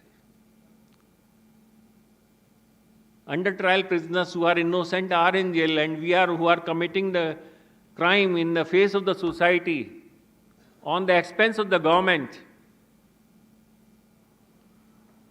And due to apathy of the officers, let us take the stock of the situation. Let us see down in our collar, in our heart. Let us organize our brain and heart together. Let us read fundamental duties. Let us read Little Mental Care Health Act 2017. Most of us have not even read it, much less implement it. Not to talk its spirit, but let us be aware of the provisions. Then let us make an effort to take a step at least towards that. Rules have not been framed so far. And you see, blaming each other. Blame game is going on. Central government, I was told by Dr. Sagar, proposed model rules. What is the haste in not framing the rules? If you have formed the body under 2017 Act, they are not made functional till 2022. It's as good as that has not come in the force. Who is looking after all this, you see? How long this will continue? What is the purpose of discussing these provisions of this act and workshop, organizing this workshop, you see, unless we act one step? Let us take a vote to act. Implement the provisions of the act. And let us do the justice to the system, to ourselves, to our country, to our nation, and to this downtrodden class. Even I have seen 2 doctors yesterday in one of the institutions. Both are fit to go back. Doctors also said, yes, director said, they are fit to go back. Even we are not able to send the doctors back to their home. Shame on the system if we exist. Not only on hospital, I'm not talking of hospital, I'm talking of entire system, you see. Let us see what we can do. Let us see how we can improve.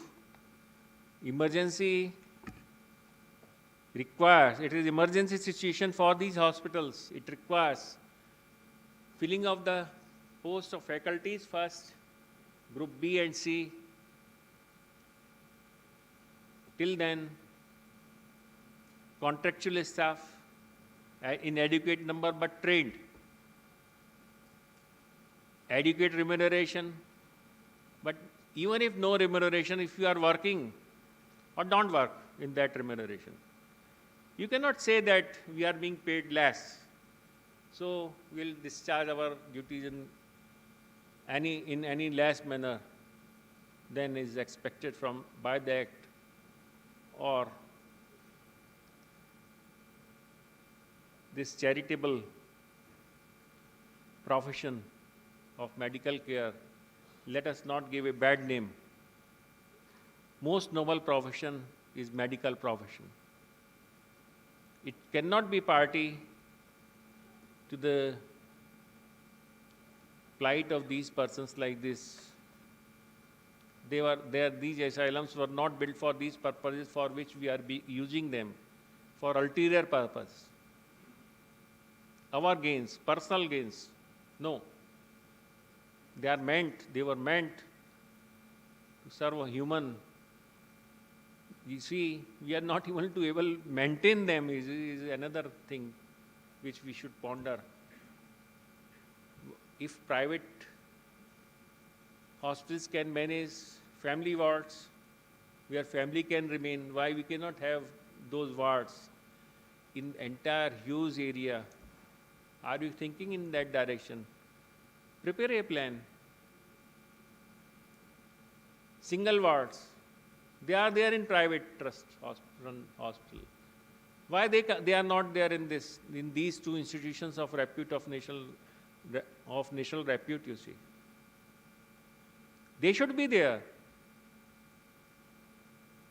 Family atmosphere is necessary for the patient for recovery, you see.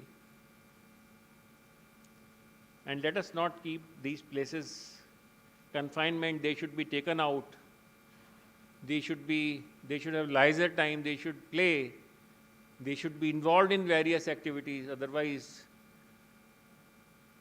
taking them out for some time, making them to play, I do not know whether it takes place every day or not. They are lying on the beds without pillow, without coolers. Can we not provide them little coolers, you see, in these hospitals? I'm not talking of air conditioned. Can we sit throughout day? Let us sit. Let us try what happens to us if we are sitting in the fan, which is very far from us. And let us enjoy our entire day in these rooms.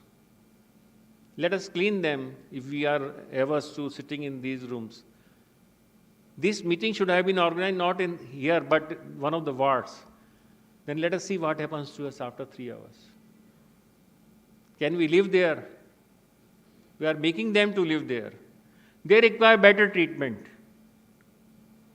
They require a little better conditions than, you see, ordinary person to recover. Then we have, I am told, we have divided them into group A, B and C. C group will have the food of lesser, A and B of higher. I fail to understand. Human is human, you see. Even if person is coming from lower social strata and group C person is there, why he should not be given group A food for his recovery? This is my own opinion. Maybe that experts have decided it. I am not on that logic. But to me, it appears that we have to provide much better food to a person who is needy, who has not seen that kind of food, who cannot afford that kind of food. At least in institutions, we can provide him much better conditions, much better calories.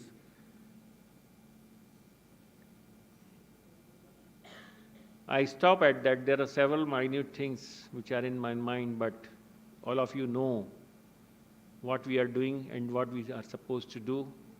Let us ponder on it. All stakeholders are here. Let us act. Let us act in the right direction. Too much apathy had been there. There cannot be any denial from this, you see. Let us leave aside this. Let us prepare some concrete plans, programs, firstly faculty, and then foremost task is to send back the fit persons back from these hospitals. those who are being kept in illegal confinement, custody. Thank you very much.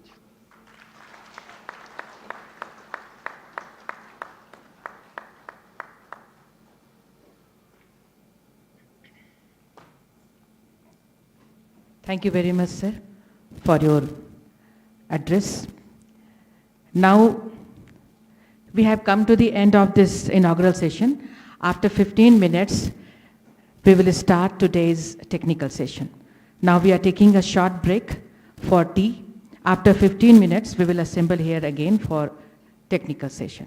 Dr. Manisha Kiran and Dr. Masroor Jahan are requested to escort our honorable guest on the dais. And Dr. Rinpass and Dr. CIP are also requested to join our honorable guest on the dais. And all of you are requested to please take tea beside this hall. Thank you.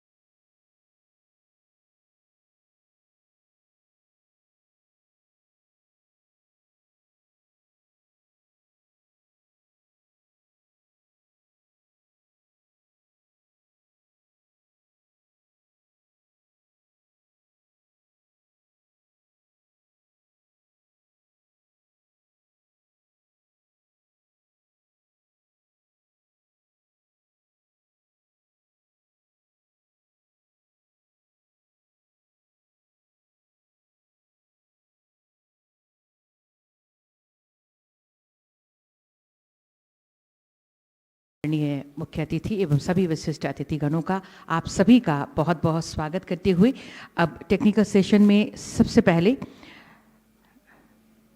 we are going to start with the presentation by Dr. Jayanti Simlai, Director Rinpass Kanke, Ranchi.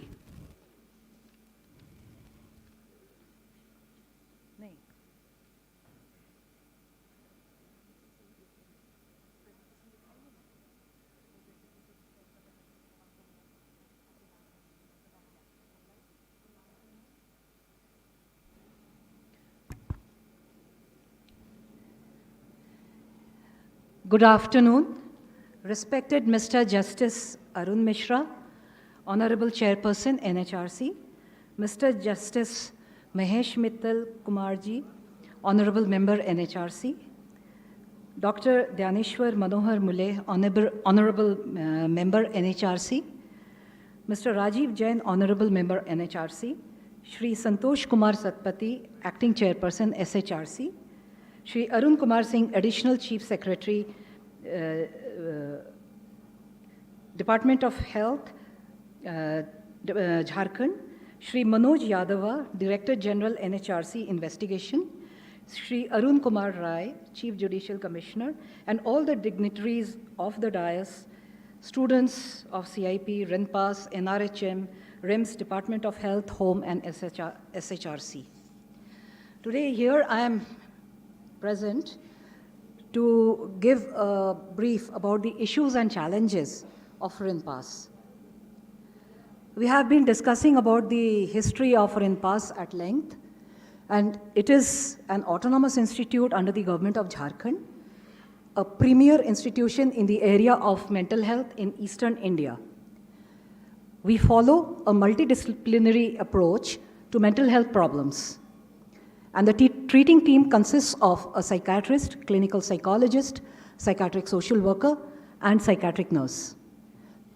Since its inception, the various names of Lunatic Asylum, Indian Mental Hospital, Ranchi Mansik Arogya, and now Rinpass.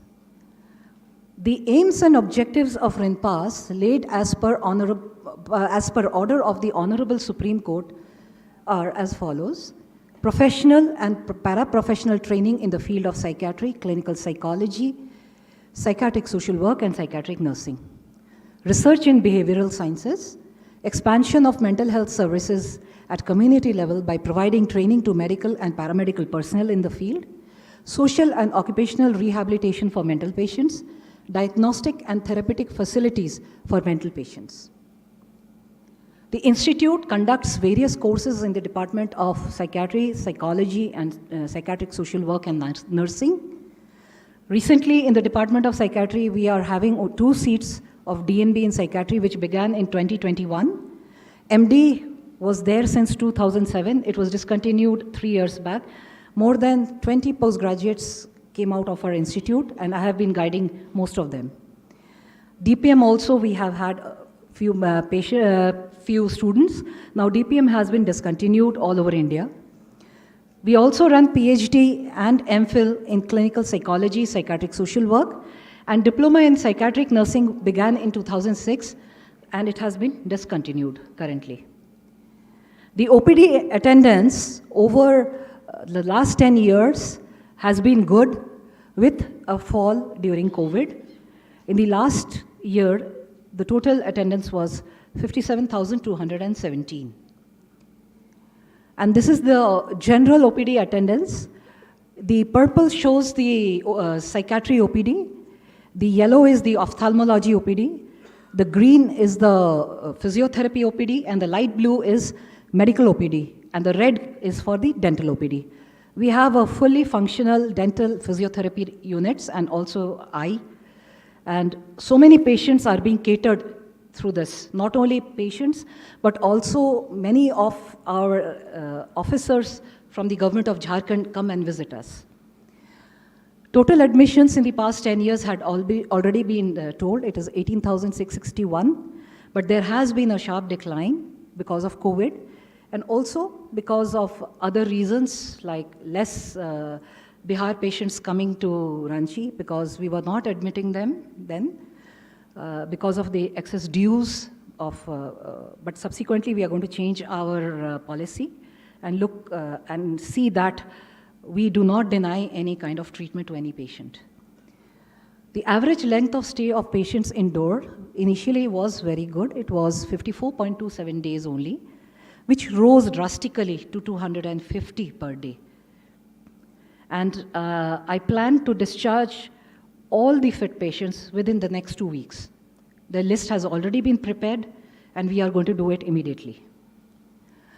The total discharges during the past 10 years have been 18,196, and in the last year it has been 883. Female patients are staying back. There is a discharge problem in discharging female patients because we are getting a whole lot of patients who have been female patients who are wandering in the streets, and they are admitted by reception order. So it is taking time. They come here in a very debilitating condition. Physically, they have to be made perfectly okay. Their hemoglobin is very low, nutritional status is very poor, their mental condition is extremely poor.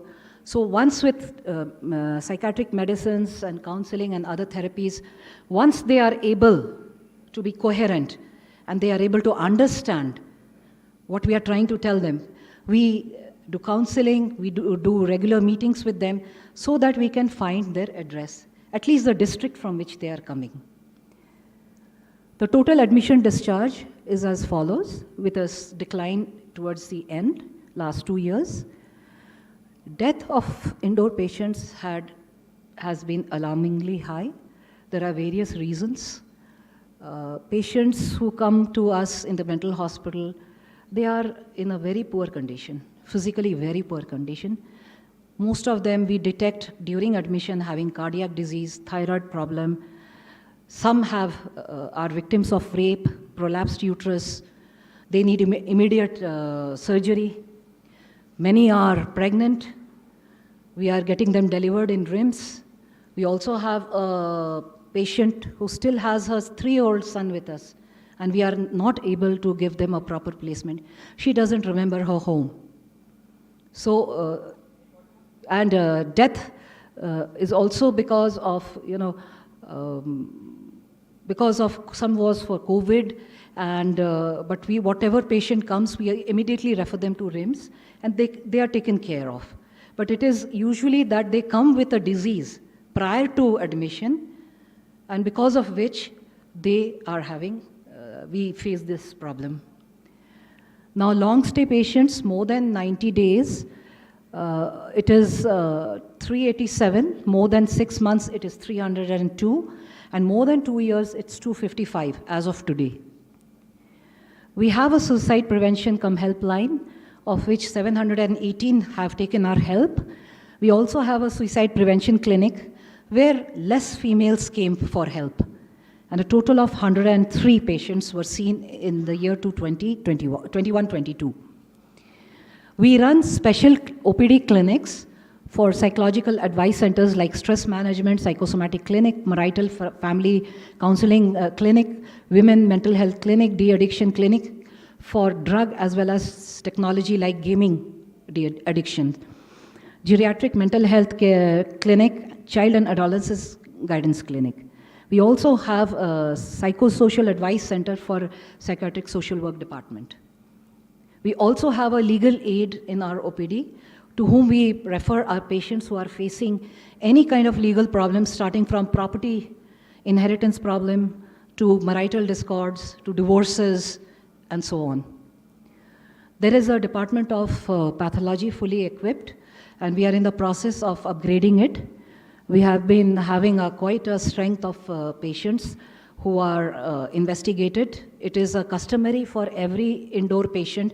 Before getting admission, we do a thorough checkup, hematology, your biochemistry, HIV testing, VDRL testing, and also we do some blood grouping and many others. We also have established a COVID-19 test center established during the COVID period, and a total of 539 patients have been tested. The workload of ECG is as follows. In between, we had difficulty with the machines, machines were not functional. Now again, things have started functioning, and we hope that more ECGs will be done. Physiotherapy unit is one of the best units in Kanki, and we cater to a lot of people apart from the poor people who come to the hospital. And on an average, you can say 1,500 a year, we are seeing patients in the physiotherapy unit. We once used to have a community outreach program where we had satellite clinics in Jonha, Khunti, Saraikela, and Hazaribagh. And we had awareness programs in all these satellite colonies. So now, because of this, we started getting more and more patients in the OPD of Rinpass. They started coming directly to our institute. And there was a surge of patients. On an average, 400 patients, 450 patients a day. Currently, we are having a strength of around 250 to 300 patients a day. Now, we have a medical team comprising of psychiatrists, paramedical staff, and students who are sent to the outreach committees on the first Tuesday and second Tuesdays of the month. On the Tuesdays, the 4 Tuesdays of a month, they also visited the LNJN cell, Central Jail in Hazaribagh, Birsa Central Jail, Ranchi, Nirmal Hriday, and Cheshire Home. We also had support of NGOs like Nav Bharat Jagriti Kendra and Sanjeevani Gram Trust, who helped us in identifying patients in the periphery and helped in their follow-up. The number of patients who attended community outreach program before we stopped were approximately in a month 25,000. Now we have a major unit of occupational therapy and rehabilitation center for patients who are partially get well and those who are almost well. So we have a different male section and a female section. Male section, tailoring, painting, electric welding, blacksmith, weaving, bookbinding, printing, paper bags, and so on. We also have a bakery. We have recently started computer training for literate persons who are admitted in the hospital and those who want to learn computers or want to do something with their computer. So they go to the OT section. Female section, we have tailoring, knitting, embroidery, basket making, shawl making, jute bag making, and there is a particular tree, Pitonji tree, which has seeds. And we make necklaces out of those Pitonji seeds, and we sell. We also have a rehabilitation center, which is the agriculture, horticulture, poultry, fishery, and dairy unit, where patients in the morning, they go, visit, work there for 2 hours. And it covers an area of 105 acres of land, about which 90 acres have been fenced with stone wall, where paddy, pulses, and vegetables are grown in about 50 acres. And rest orchard of mangoes and lychees are there. We have 34 acres barren land that has been fenced, and the plan is to increase agriculture there once the provision of water supply is made. We are doing it very soon. Poultry and dairy farms started functioning recently, and these units are supplying chicken, milk products like ghee, curd. We are also preparing organic manure, which is of high quality. Last week, we inaugurated the fisheries. About 20 kgs of seed of various fish were put in the pond, in the major pond. There are a total of 5 ponds. So we are going to put various fishes in all the ponds. A new fruit garden was inaugurated by Honorable Health Minister, Shri Banna Gupta ji, and Additional Chief Secretary, Shri Arun Kumar Singh ji. 350 plants were planted by officers and patients. And we had also organized a picnic for the patients after the planting of trees in the garden after many years. And it was a very good event. Patients were very happy that they came out and they could sit and eat over there in the shade of the mango trees. We are actively involved in academic and research activities. We participate in various national, international conferences and webinars. As resource person, chairperson, we also participated in resource persons in various workshops, seminars conducted by the Judicial Academy, Academic Staff College, etc. We conducted online, offline classes for various institutes, imparting training to mental health professionals. We conduct examinations as external examiners for various reputed institutes like NIMHANS and AIMS Delhi. We participated in webinar conducted by electronic and print media too, have published books, textbooks, national and international. I personally have a textbook of psychopathology, which is the first of its kind in India, because the diagnostic tool is psychopathology, and the book that is there is an international edition. This is the Indian version, which we had released in 2018, and over 1,000 copies have been sold all over India. We have also published psychological test materials. More than 50 research papers have been published during the last few years. We are member of Board of Studies, advisory committees, and several selection subcommittees. We are member of editorial board, review board, more than a dozen of international and national journals, and we hold prominent posts in national and international professional association. We have a regular internship programs in psychiatry, in clinical psychology, and social work, and nursing. And we are teaching all these students who visit us. It is a monthly program. Every month we are having it. Now, coming to the sanction posts and strength of staff, it has already been discussed. We are just 8 academicians of 70 and 156 hospital section people out of 600. But with this, we are trying to put in the best so that there is no error on our part. And we intend to improve on this. The status of funding of Rinpass from government has been good.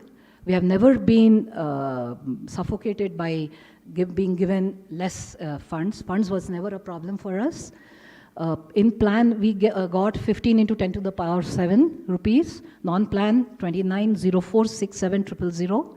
Other sources of funding were 4468628084.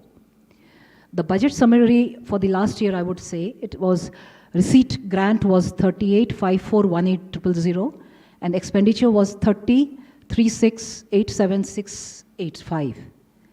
So the patient's maintenance expenditure for the last 1 year, non-plan was 117670,397. In the plan, it was 8925,508. In the non-plan came the drugs, dress, food, etc., lighting and all. And in the plan, we had outsourced nurses and other things that were required. So a total of 12,659,5,905. Now the issues and challenges in our institute.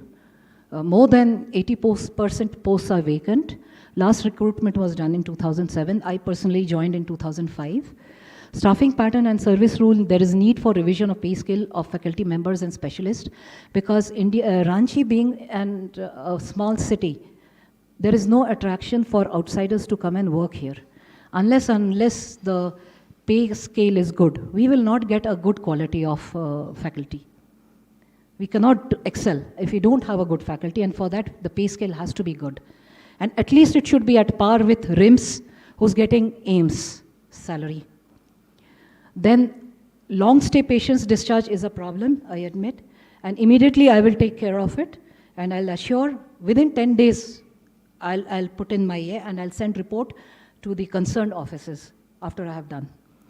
Then there is damaged century-old buildings, which we don't want to demolish because it has a lot of sentimental attachment we have to that. So we want renovation in a good way so that it can be used further. Then need for upgradation of total infrastructure. And we need more number of resources for community services. There's lack of doctors, there's lack of your paramedical staff and all. So I would like to start the satellite clinic as soon as possible. Future proposals, urgent need of recruitment of vacant posts, expansion of OPD to the first and second floor so that we can cater to more patients, expansion of director's office, expansion of the conference hall, which caters to 150 now. We would like to extend it to another 250 at least. The diagnostic center also needs to be expanded. We have put in a word for modular kitchen in our hospital. And the construction of a building for child and adolescent psychiatry unit is going on. although it is in the name of mental retardation home for girls, it does not have any meaning. So we have decided to make it into the child psychiatry unit, and the boundary walls will be shifted so that the building is outside the boundary wall, because the child unit has to be outside the boundary wall. That is the norm. Then we have to restart our CT scan center and go for a functional MRI of 3 Tesla at least, so that we can do research activity. And we can, because with the research activity, we can give better treatment to our patients. If there is no research, we will be giving old medicines like chlorpromazine and all. So what are the advanced techniques? We can always, have a better year. Construction of building of family ward I had decided the moment I had joined. So we have decided on a site where we will have family ward, where patients can be admitted with their parents. And we need a convention center which can be built in a large scale because we have enough land. We can use it for our own programs. We can also let it out and have a source of income for the institute. On 15th of August, I visited the Group C, Group D area where they live, and I hosted a flag there. The houses are 100 years old. They are in a very, very bad condition. These need to be immediately new flats have to be made as per the designations. So I'm going to put forward a plan for that, so that we have flats instead of individual houses, so that we use less land and we make a better utilization of the land. Then the roads of Rinpass needs repairing. It's more than 15 years that the last road was repaired in the entire campus of Rinpass. We need renovation of the technical block. It has been lying there just like that after it was made, and it was not handed over. 45 ACs have got damaged, so active work has to be done here, and we will shift all our departments to this technical building. Then we need upgradation of medical library. Medical library has lagged behind by 6 years. No articles, no journals, no subscriptions have been made. For a library, for any kind of degree, you need an updated library. Even if there is one student, you will need the latest journal of the concerned subject. Nothing is available online free. Whatever we have to get, we have to give money in dollars and pounds. So unless we have a good library subscription, for which we need to increase our budget for library, and we need a Wi-Fi enabled campus. We don't have a Wi-Fi. We need a Wi-Fi. I had, in my previous 6 months tenure, I had approached RailTel, but it did not materialize. So again, we are going for Wi-Fi. I have 2-3 things in my mind, and I'll discuss with my senior how to go about it. Then purchasing of modern equipments for all upgradation of clinical activities and research activities. The dental and the physiotherapy unit also needs upgradation in terms of their equipments. Now, in the short period recently after I joined, we managed to restart some programs. We celebrated the Nursing Day on the 12th of May. We conducted a women's empowerment program in which Suchitra ma'am was also one of the guests, and she was also a speaker.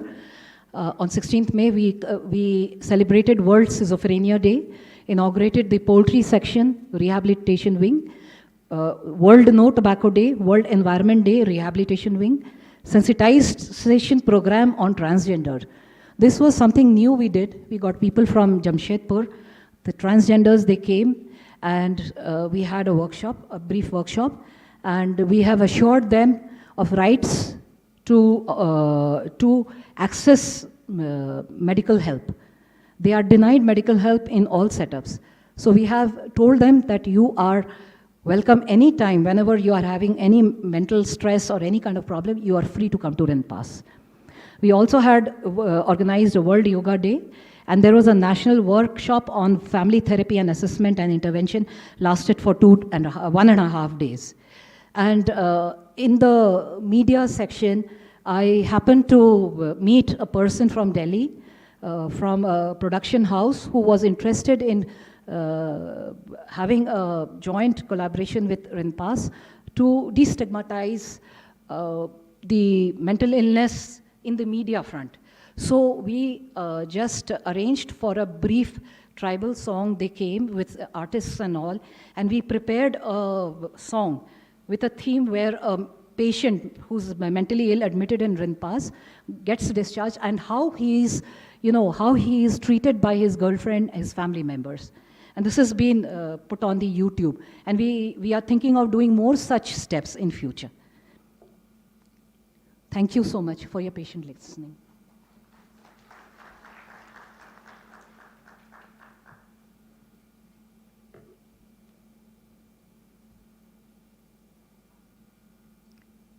Thank you, Dr. Jayanti Simlai, Director Rinpass, for your presentation. And for the next presentation, may I invite Dr. Basudev Das, Director CIP Kanki Ranchi.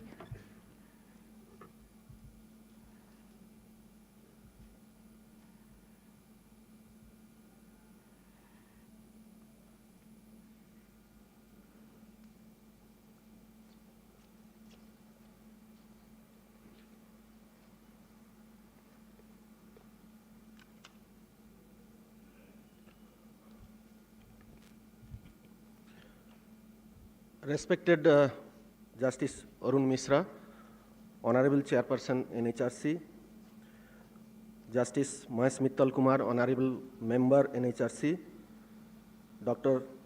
D.M. Mule, Honorable Member NHRC, Mr. Rajiv Jain, Honorable Member NHRC, Mr. Devendra Kumar Singh, Secretary General NHRC, Mr. Manoj Jadhav, Director General Investigation NHRC, Professor Atul Goyal, Director General of Health Services, Ministry of Health, Family Welfare, New Delhi,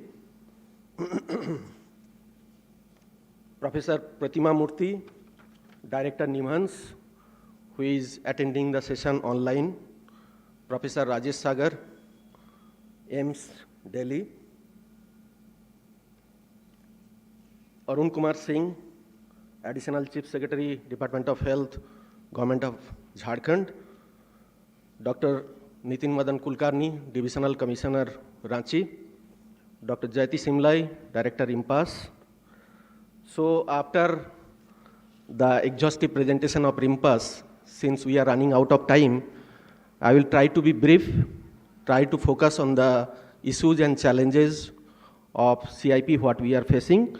Before that, I would like to just quickly go through the introduction part, introducing the institute, and as we are discussing today about the glorious past of the institute. So as you all know that it is a Government of India organization established in the year 1918 by the British as Ranchi European Lunatic Asylum. In the year 1977, it was renamed as Central Institute of Psychiatry. It has spanned over an area of 200 acres with a bed capacity of 643. There are 17 wards, 9 male, 6 female, 1 family unit, and 1 emergency ward. So these are the various firsts which happened in CIP in the country, starting from Diploma in Psychological Medicine, which was started with University of London in the year 1922, then Occupational Therapy Department in the same year, then ECT was first introduced in the country in the year 1943, Psychosurgery 47, Department of Clinical Psychology 48, in the same year also electroencephalography, and Indian Psychiatric Society was also established. And the first draft of the earlier Mental Health Act 1987 was prepared at CIP. Then other firsts like Child Guidance Clinic in the year 50, then Department of Neuropathology 52, in the same year, first use of lithium for treating mood disorders, then chlorpromazine for treating psychotic conditions. Then Department of Radiology was established in the year 54, Rural Mental Health Clinic in Mandar, which is nearby Ranchi, in the year 67. Then Rehabilitation Center in the same year, sheltered workshop also. Then industrial psychiatry unit, you probably all know about Heavy Engineering Corporation, HEC. So that was established in the country first in the year 1973. Now, coming to the vision of the institute to develop as a center of excellence and an institute of national importance in mental health, neurosciences and allied disciplines with state-of-the-art technology for diagnostic and therapeutics, provide high-quality workforce training and advanced research facilities, so on the lines of NIMHANS, Bengaluru. And these are the mission: to provide state-of-the-art, equitable tertiary mental health and neurological care to the citizens of the country, to be a center of excellence for training in the field of mental health, neurological science and allied disciplines in the country, to contribute towards providing digital mental health services through Telemanas across the country, and Heal by India initiative of the Ministry of Health and Family Welfare. Then active and collaborative research in the field of mental health and neurosciences and allied disciplines with various national and international organizations. So these are the objectives: improvement in outpatient care services, improving inpatient care services by making them more inclusive and family-centric, improvement in community-oriented services, initiation of new courses like DM in super specialty, then fellowships, certificate courses, contribute to building capacity in mental health, neurosciences and allied disciplines, development of new departments like neurology, neurosurgery, neuropathology, neurochemistry, rehabilitation, geriatric mental health, intensive psychiatric care, biostatistics, etc. Now CIP, if you see as of today, so clinical services, so about 1 lakh OPD attendance in the year 2019, just before the pandemic has started, and about 5,000 indoor admissions. Then academic activities, we run the following courses: MD in psychiatry, PhD in clinical psychology, MPhil in clinical psychology, MPhil in psychiatric social work, and diploma in psychiatric nursing. Then on an average, we publish 100 research papers which are presented or published in a year in reputed national and international journal and conferences. Then rehabilitation activity for patients with mental illness, community awareness and outreach programs on regular basis, capacity building programs and activities for various disciplines. So what I was talking about, that in the year 2019, 98,789, so roughly about 1 lakh patients. So we run recently, it is in this year we are running around 19 special clinics. Even we have included certain special clinics like post-COVID clinic, behavioral addiction clinic to the earlier run clinics. So this is about our workforce. So you see that in the group A, there is 29 vacant positions, so which are needed to be filled up by our directorate. And group B and group C, so I have initiated the process of recruiting. In fact, in the group B, I have issued appointment offer to 50 people out of the 56 vacant posts. And in the group C, that comprises of MTS also. So MTS was given to Staff Selection Commission, and 55 posts were given to SSC. So that is going to be filled up shortly. And rest around 93 posts of ward attendant. So in the coming month, first the advertisement will come up, and I am hoping that we will be able to recruit, complete the process of recruitment within this year. So this is about the number of sanctioned seats: MD Psychiatry 34, and MPhil in Clinical Psychology 23, PhD 4, and MPhil in Psychiatric Social Work 15, Diploma in Psychiatric Nursing 23. So this is about the budgetary provisions. So in the year 2021, so around 100 crores were given, and so 99% were the expenditure. 21-22, So it was initially allotted 115 crores, but later reduced to 100 crores, and again expenditure was 99%. And even in the current year also, 120 crores were given, and so roughly we have spent around 45% as of now. So this is about grants in aid given in drug de-addiction program.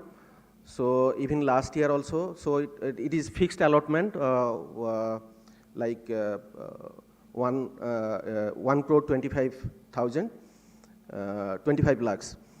So the percentage of expenditure again almost 100% last year. So now coming to the issues and challenges. So though our institute is more than 100 years old, but still we don't have an regular OPD building. So we are pursuing this for long, and I hope with the help of our Honorable Director General of Health Services, this will be through shortly. So the SFC Standing Finance Committee proposal of 490 crores was submitted recently again. Then a proposal for granting autonomy to CIP and raising the status as an institute of national importance was also submitted earlier.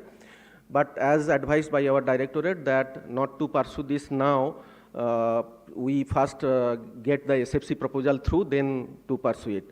So we are hoping that after the SFC proposal is through, then we will be pursuing for this. Then in the year, last year I was talking about already that budget was reduced in the revised estimate from 115 crores to 100 crores. So thereby it has affected the implementation or completion of the ongoing projects, particularly pertaining to the CPWD. So these are the issues. Again, I have already spoken about the issue of granting autonomy and raising the status of the institute to INI. So then workforce development for optimal delivery of services in various unit and department level. So we are pursuing for that also, for sanctioning additional posts, because recently with the implementation of the economically weaker section reservations, so all the seats have been increased, and so we have to fulfill the norms of the various regulatory bodies. So thereby there is a need to increase the number of sanctioned strains. So we are pursuing that also with our directorate. Then need to develop multidisciplinary geriatric mental health services. This is again need of the hour. Need to start intensive psychiatric care ward with advanced treatment facilities and simulation lab and basic and advanced life support to the patients. We are pursuing this, and hopefully maybe within this year or by next year we will be able to establish this. So the institute is spread over 211 acres. It is particularly the land which is situated outside the boundary wall of the hospital. So the boundary wall is not proper and it has broken in many places, and thereby there is encroachment from the local people. And there is one land which is a bit away from our hospital campus, so which is also being encroached. So with the help of the local administration, and so we are going to sort out the issue of encroachment. Then the institute is situated outside the municipality area, so it is not covered under the Ranchi Municipality Corporation, and making it difficult to access certain civic amenities. So we are trying to liaise with the local administration. Then as it is there for Rinpass, it is there for CIP2. The infrastructure is more than 100 years old. So maintenance is done by CPWD. Construction of further infrastructure is envisaged, as already I have mentioned about the SFC proposal. Then certain wards that house inpatients like to name Maudsley Ward or Kaplan Ward, they are in a very dilapidated condition.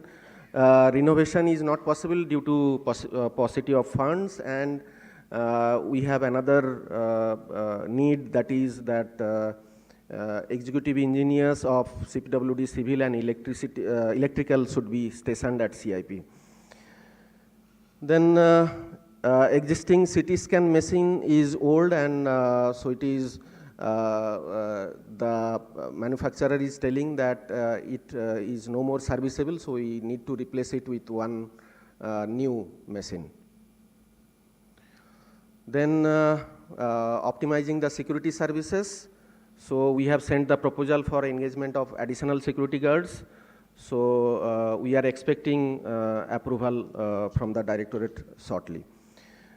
So we have a need to digitize the case records of the patients visiting the institute for optimal service delivery. So we have approached CDAC Noida for that. So we have sent a letter of intent to them, and they will send us the cost estimate, and after that we will pursue it with our directorate for approval. Then, as I have mentioned already, starting new courses, particularly DM in child psychiatry or addiction psychiatry or geriatric psychiatry, and various other fellowship and certificate courses. Then there is a need to have more collaboration with an institute of national importance and international universities to enhance the quality of the research work. Need to start various programs on mental health promotion for the community, staff, residents, students, and early intervention programs in mental health for the community. Then there is one proposal for setting up of integrated center for yoga at CIP, as it has been there in Nimhans. So again, the proposal is with the directorate, and we expect approval shortly. Construction of convention center, community halls, underground drainage, and STPs. So these could not be pursued because of lack of funds. So with additional budgetary allocation, we will be able to pursue it. Then there is a need to develop advanced research in molecular, neurophysiological, psychological, sociological, and translational psychiatry. There is lack of workforce, expertise, and funds. So there is need for faculty training programs for various INIs, faculty exchange programs from various universities, national and international. So at the end, there is rays of hope and rays of change. Thank you all.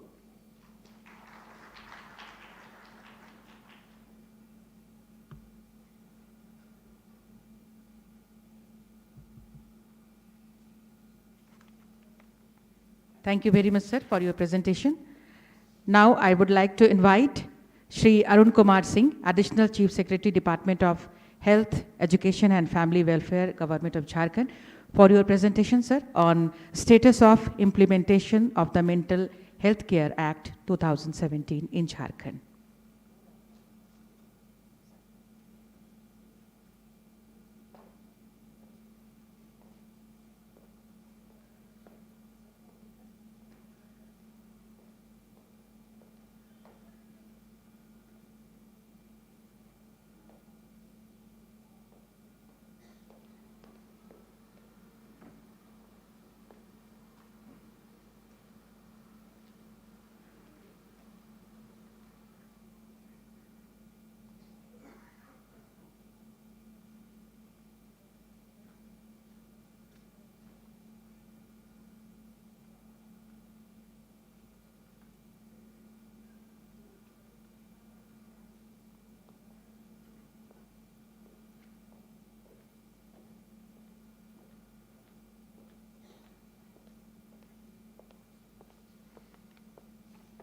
इसमें upload किया इसको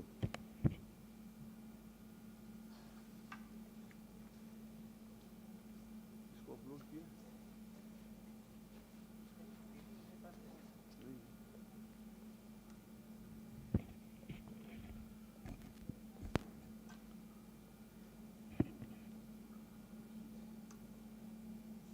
Unfortunately, the PPT has not been uploaded in this. I'll make a general presentation.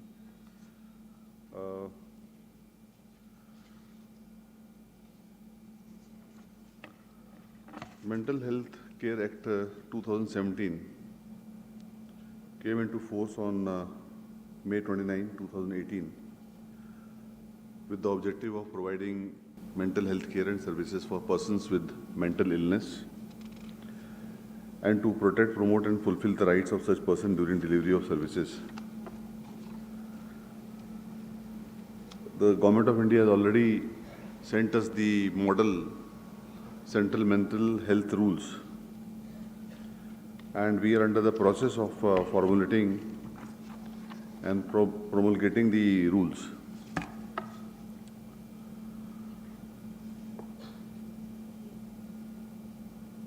Within 1 month, we will be issuing the state mental health regulation. We have already got the sanction from the Personnel Department, and it is with the Finance Department. We will follow it up. Under the Mental Health Care Act, we have to set up Mental Health Review Board, and for having the chairman of the Mental Health Review Board, he has to be of the level of district judge.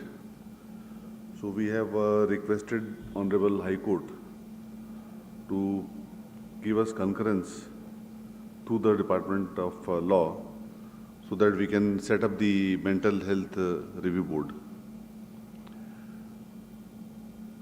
Certain more issues were raised by my previous presentations. As far as the recruitment of the assistant professor is concerned, we have sent the requisition to the JPSC for recruitment of 11 assistant professors, and as we had discussion with the Honorable Chairman Sahab, we would be going for a short-term recruitment on contractual basis. And the point of the 6th Pay Commission, which was raised by our Director Rinpass, this issue should be sent to us so that we can examine it and take the decision regarding the 7th Pay Commission pay scales. We have also formulated the rules for recruitment of the non-educational cadre in Rinpass, and it has been sent to the Finance, Law and Personnel Department. We will follow it up so that it gets notified as early as possible. For creation of 44 more posts in the teaching cadre, we have sent the proposal to the Finance Department, and we will follow it up so that we have these 44 posts created and also the rules for recruitment against these posts.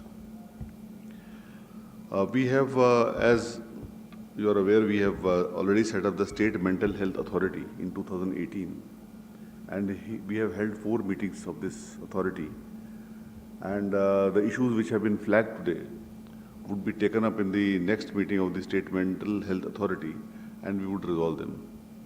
So this is the status of the mental health rules which are to be framed and the subsequent activities. Thank you very much.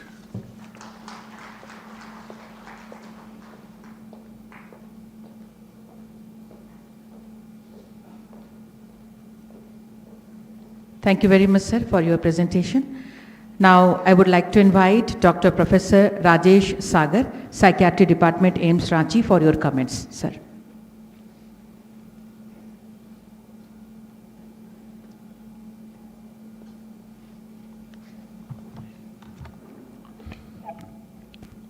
Good afternoon, everyone, and Honorable Chief Justice and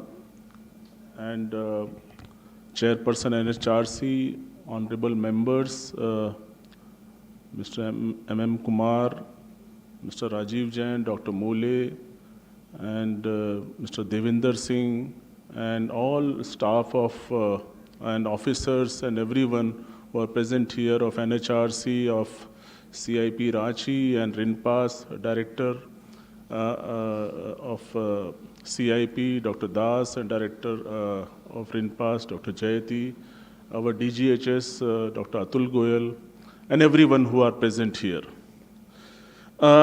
It's an honor to be a part of the group of NHRC. Let me tell you, about 2-3 weeks back, Honorable Member Mr. Kumar had called me and we had a discussion, and let me assure you that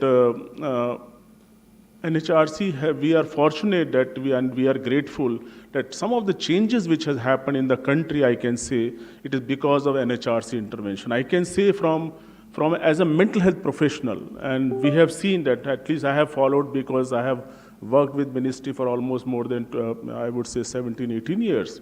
And Irrawaddy incident which happened, and following which all happened, and in fact, I also have been part of some of the many activities of NHRC and been fortunate to be part of it. And because I was happy to listen to our chairperson, and in a way he used a harsh word, but in a sense it is very important that what the bottom line is. Bottom line is ultimately how the patient can be benefited, how the society can be benefited, and basically we all are working towards that. I think I would also say taking care of mentally ill person, not the job of one person or one fraternity of psychiatric mental health problem. It is a job of everyone who are associated with it. In fact, all stakeholders need to be involved. If we want to reach to a desired success, then everyone will have to work in unison, in collectively to achieve the goal what is desired. In fact, and this we are grateful with the kind of the seriousness which I could see was tremendous. I think I must thank every one of them, and kind of meaning the business, and this is what, and let me tell you, this will be an important milestone in this for the change which can happen subsequently. And personally, I feel a country is judged based on how a mentally ill person is cared in that country. I think that is what is important.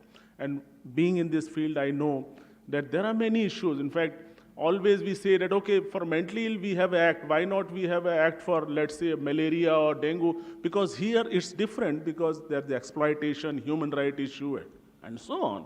So that's the reason that we have an act, and we all need to work towards achieving our goal.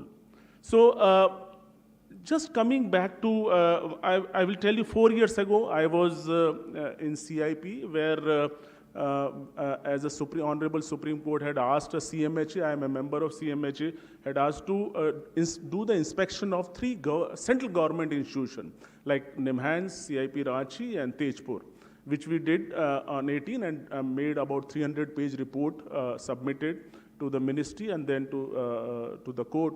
And so I could see some of the issues. I will read out. Actually, what we are discussing, the same which were discussed, which was there in my report, about 4 years ago. In fact, what all we are discussing now, is the same what was there in the report which I made, about 4 years ago. So I can say that some of the issues are very pertinent issues, and of course these are the challenges, and we all have assembled here to look after these challenges, to see that how we can progress ahead. Because ultimately it's not that we have to just crib on what the issue. Ultimately we have to move forward. We have to see. Suppose if there is a problem with the faculty selection, there is something at AIIMS, I know there is something known as what is the ad hoc faculty or contract faculty can be done to see that the things are moving on. So I know that's not a good thing to have a contract faculty and all. But the thing is that this can be there as a kind of stopgap arrangement or stopgap thing which can be there. So that is what we need to see, and that is what it is important that we need to address upon some of the important issues. Again, it is important that we are in very challenging time and very, very opportunistic time also for mental health, because post-COVID, we all know the mental health issues have surfaced. I can tell you, working in the AIIMS and also with the ministry, because this is a very important time and challenging time. We all know the studies which have been published. It says a 30% increase is there In fact, I could see that in the what Dr. Jayati presented, that has gone down. Now it's a big gap now. At the one point, we are saying 30% increase. At the same time, there is a 1/4 or 1/10 of the drop in the admission. So that means, where are the patients then? If there is increase, that means they are not coming for the treatment. They are not there. They are with us. So actually, they need help. So that is what we need to see, that how we can fill in this gap which is there. Of course, a lot of efforts are being made. I can tell you from government side. Now we also have in the budgetary, in fact, we were part of that. Dr. Pratima may present that tele-mental health program with the budget allocation is there, basically to see that how we can reduce the gap.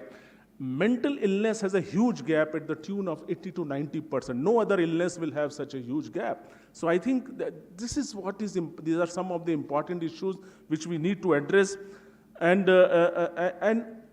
also somewhere I did not find, in fact, I don't know whether it's a suggestion. One thing I can say, this is the only city maybe in the world where you have two institutions side by side.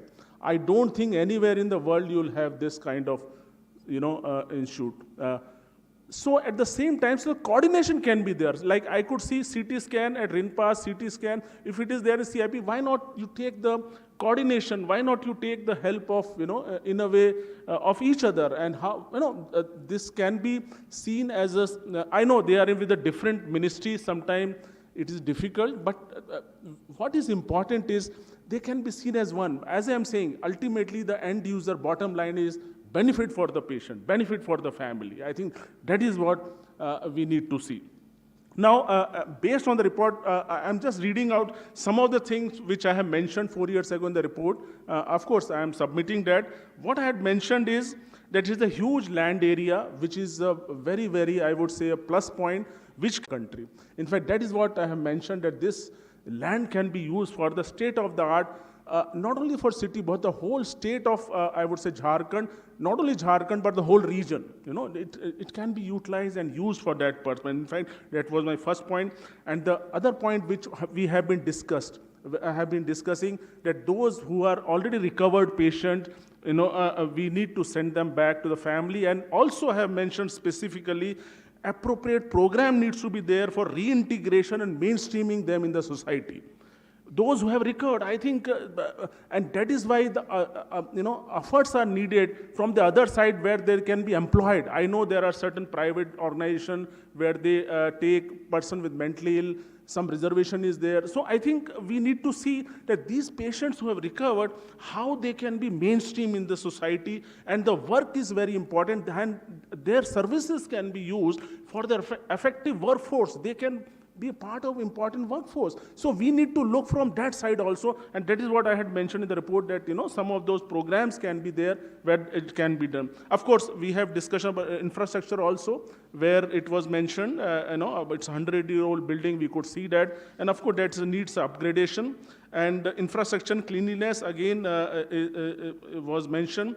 And what I had also mentioned, I hope it's changed, emergency department was in first floor, so it needs to be shifted to the ground floor. I hope it would be done, because sometimes emergency patient is difficult to reach to first floor. We all know that how difficult it is. So if it is a ground floor, most of the places they are in the ground floor. So in fact, that is what I had mentioned. And of course, upgradation of OPD services. In fact, I was happy to see when Dr. Das was mentioning about that OPD services was a bit cramped when I saw 4 years ago. So I had specifically mentioned about OPD services need strengthening, and good halls need to be there, waiting area for the patient with a good facility. So that was mentioned as a recommendation. Then, of course, I don't know whether this has been done or not, because traditionally a CIP is a closed ward facility. In fact, Rinpass also. So we have recommended, can it be open door facility, indoor facility can be there, like Nimhans and general hospital setting and so on. what we see in our country also, most of the mentally ill person are in a mental hospital setting. It's true everywhere in the world. In fact, if you see the information of the whole world, about 70% patients are in this institution, only 30% general hospital setting. We need to see that how we can reverse it, but at the same time, because there are only 6 cottages, I was told, we need to increase this so that a family can stay with the patient, because it will help for the patient, person, and also, a kind of interaction, and it will help in the recovery also.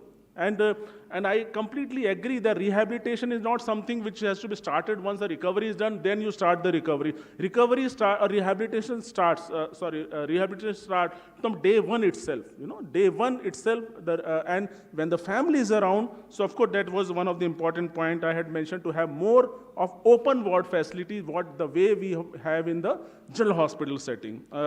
One has to see that how, because if the family stays, that will help in the further management of the patient in that. The other aspect was neurosciences, because how we can upgrade it, neurology, neurosurgery department, and this can be the model, as rightly said, in the lines of NIMHANS. So of course, this was as a part of the report, and was glad to see that what Dr. Das had mentioned, that they want to have more. So of course, all the treatment can be under one roof. Patient need not go from here to there. So if it is the same, because this good, kind of space is there where, more such facilities can be provided. And the other important thing which I wish to mention here, that time also there were 7 deaths in the preceding year. In fact, it was one of the annexure which is there. And I could see that in Rinpass also there were 23 deaths or so. I think it is important to understand this, and that is why I think our chairperson was very sensitive about emergency medicine and all. Somewhere when we are in psychiatry, we forget about the basic medicine. It's true everywhere, I think. So it is important that whenever the patient has, let's say, and these 7 deaths, when we analyze, they were sudden deaths. So it's important that you can't, if you are going to refer to a patient to another hospital, it itself will take minimum half an hour. I don't know, it's a RIMS here, which will take about 1 hour. So in these, I would say 15, 20 minutes are very crucial. You can revive a patient. So you need to have all those emergency medicine, you need to have all the facilities, you need to have the training. If it is there, sometimes doctors are not trained. In fact, that was my recommendation, that all needs to be trained for the revival. There are certain courses are there. Some doctors can be trained in that way, where these life-saving methods can be provided. It can be used, so you can really save a person.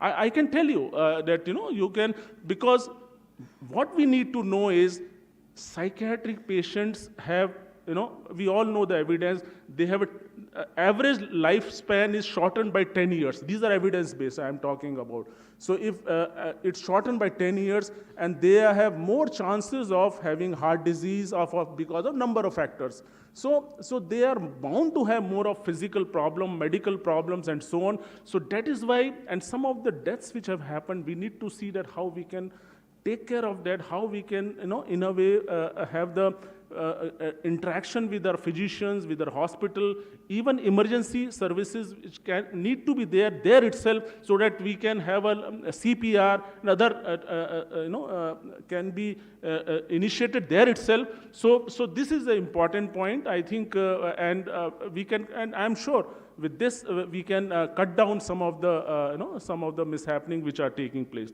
So these were some of the recommendations. There are other important things, because Rinpass, definitely, I think there is acute shortage of staff. We could see 500 plus patients managed by 2 psychiatrists. I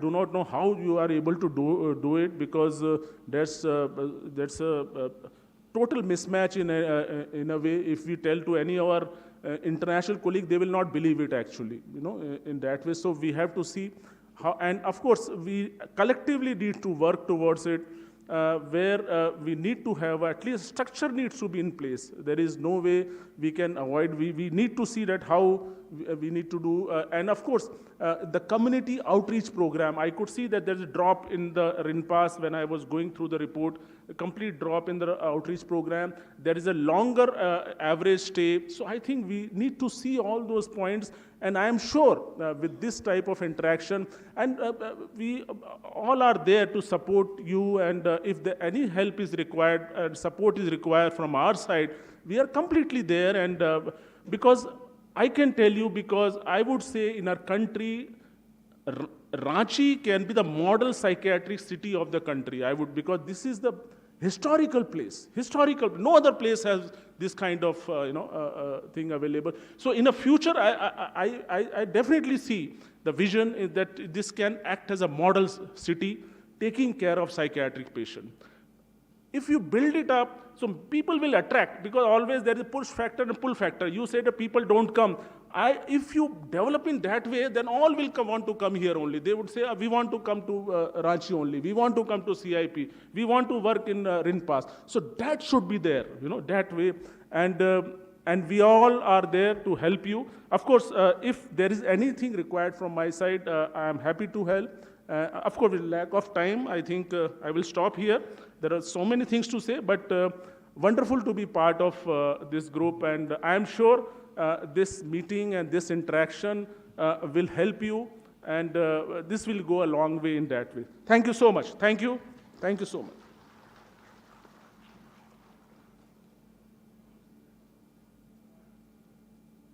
Thank you, sir, for your comments. Now I would like to invite Dr. Atul Goyal, Director General, Health Services, Government of India, for your comments, sir.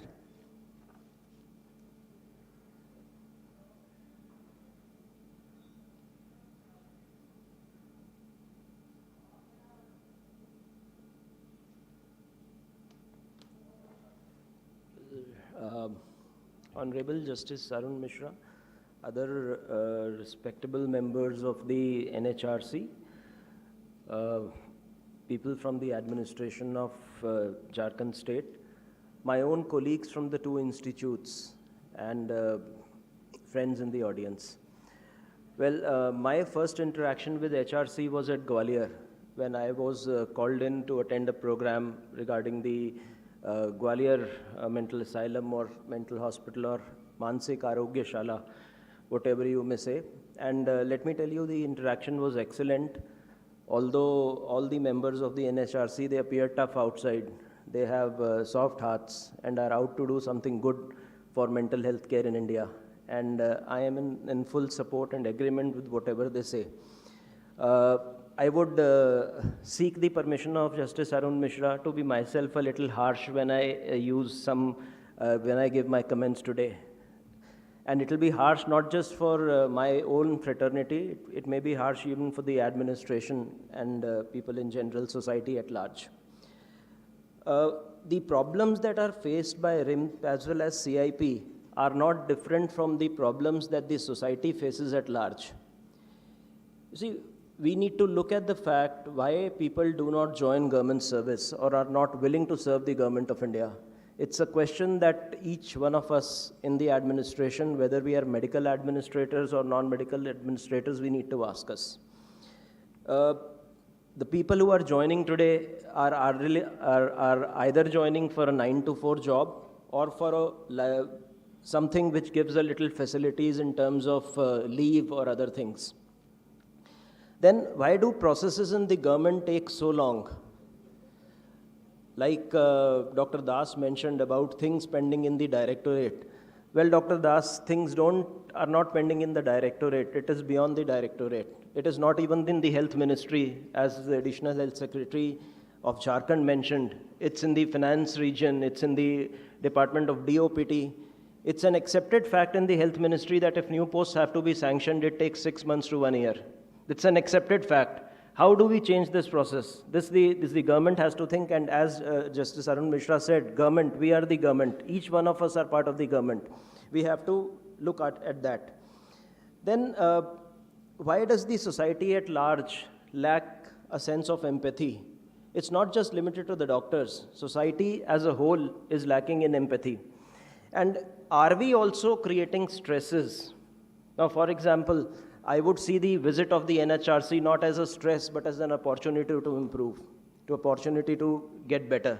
So why do we create stresses for our juniors, for the people who work with, people, our subordinates? I think we should be facilitators in terms of administrators when we are sitting at a particular place. Now, all these problems, they do not need band-aids. They need a change in behavior in the society. They need a surgical, radical surgery. But I think it is possible. I still think it's not impossible. It's very much possible. All of us have to collectively together make an effort. See, there were certain points mentioned by other speakers. Dr. Rajesh mentioned a lot of things which were all positive. There was a mention about amalgamation of the institutes by somebody. Well, I don't think amalgamation will solve all the problems. At the same time, there could be cooperation without amalgamation, as Dr. Rajesh mentioned. Synergies could be used together. You don't need an amalgamation for that. It could be done without amalgamation. Similarly, I think one of the directors was talking about upgradation of the labs and upgradation of the kitchen. I would think a little differently. At the central government today, things are being thought differently in terms of outsourcing certain things. See, managing an infrastructure, creating an infrastructure is easy, but managing it in the government sector becomes tough for the various reasons that you are seeing. 70% posts are vacant. So we should actually sincerely think in terms of outsourcing with sharing of the revenues rather than completely installing new machines.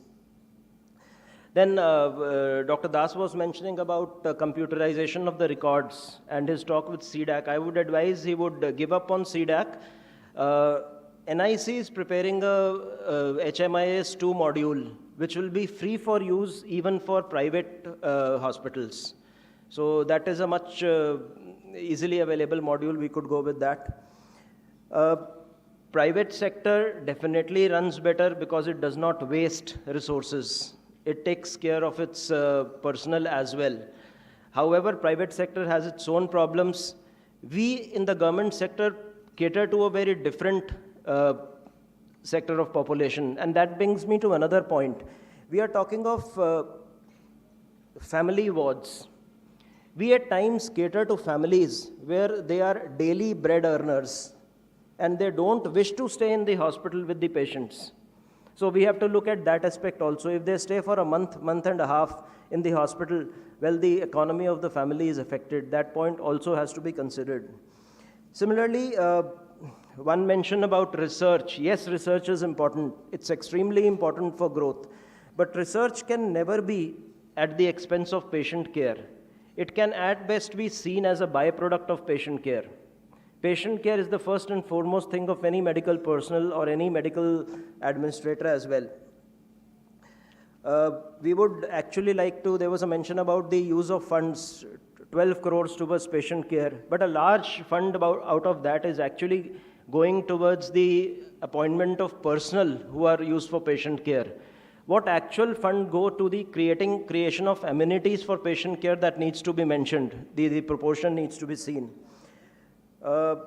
Availability of MRI and use of medicines, I don't find any relation between the two. We can use modern medicine even without availability of MRI. We lay too much stress on MRI and CT scans, but the institutions can collaborate and have less infrastructure and more use of the infrastructure which is common. As far as upgradation of library was mentioned, I would advise both institutions not to spend money on upgradation of library. Rather, they could join the NML-ERMED consortium, which is looking forward towards taking all the institutions together under one roof. That will save a lot on expense. So that process is already started. You send in applications. We will try to enroll you as fast as possible. We are trying to enroll 7 to 8 institutions per month on that platform. Then, well, nomenclatures, yes, they are important. Although whether they will affect the actual performance, we don't know, but the word mental asylum, mental health should be redefined. And that has to be coming within the institutes. How do they redefine it? I've given some ideas to Dr. Das. I'll be interacting with him after this and visiting the institute also. I will end here. Thank you so much.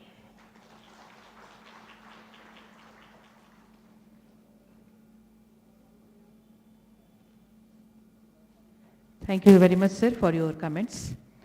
Now, Professor Dr. Pratima Murthy, Director, NIMHANS, Bangalore, is connecting with us virtually with her comments.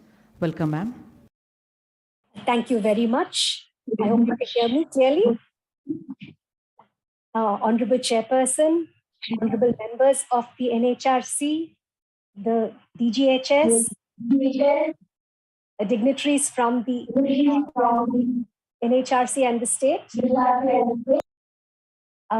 the faculty, heads of the two institutions, other colleagues, other dignitaries. It's a pleasure to be here today and listening after the GMA, the Gwalior meeting, the next meeting at these institutions. I think it's to the credit of the NHRC that for the last more than 2 decades, the NHRC has, it's more than that, 90s, 2000s to that. Yeah, almost 35 to 40 years, the NHRC has constantly been engaged since the mid-1990s with reform in mental health care. The first report of the NHRC was in the time of Justice Malimat in the mid-1990s, where for the first time, all the facilities providing mental health care in the country were personally visited. 10 years later, a follow-up of some of these facilities indicated improvements in some areas, but no changes in other areas. It also reflects that with the change in time, perhaps the metrics, the parameters for what is constituted as effective mental care also needs to be reevaluated. The DGHS mentioned terminology, so I'll start off with terminology. I know we still sometimes refer to these institutions as asylums, as places of custodial care, whereas they have actually become, they ought to be called more therapeutically as psychiatric hospitals and so on. We have archaic laws which still refer to lunacy, even though the Mental Health Care Act has become progressive. So I think there is an opportunity here to make sure that mental health care is destigmatized by the use of appropriate terminology, and constantly agencies like the World Health Organization are looking at it only from that fact of making sure mental health is integrated into general health care and not stigmatized, and people with mental problems are not stigmatized. We still are discussing problems of infrastructure. Of course, earlier we were talking about high walls, enclosures, jail-like cells, overseers and warders. A lot of it has definitely changed, but I think I would also advise, like the DGHS has mentioned, not to make the structure too broad-based so that it's very difficult to sustain, over the long run, but to make it a lean and mean infrastructure and functioning so that there can be more opportunities for collaboration and complementarity of services rather than in the belief. In fact, in many countries of the world, they discourage the continuation of psychiatric institutions in terms of institutional care. But we believe in the absence of well-organized community care, psychiatric institutions will play a crucial role, not just in the treatment, but also in the training of mental health care professionals, of making sure that quality indicators are developed and that they continue to advise on policy, but very closely integrate with the community services so they can be the nidus for strengthening community services in this state. In terms of the functioning, of course, it's very nice to see that there's so much of a thing has changed in terms of postgraduate training, in terms of outpatient services, in terms of development of services for children, for the elderly, for women, for marginalized communities. But I think this is the way we need to go and see and make sure that we have what is called a developmental perspective towards mental health. What are the mental health needs of pregnant mothers, of young children, of adolescents, of working adults, of the elderly, of people in difficult situations, including people in institutional settings like jails and correctional homes, which again, there is a lot of interventions that are required. We already talked about long-term care of persons with mental illness.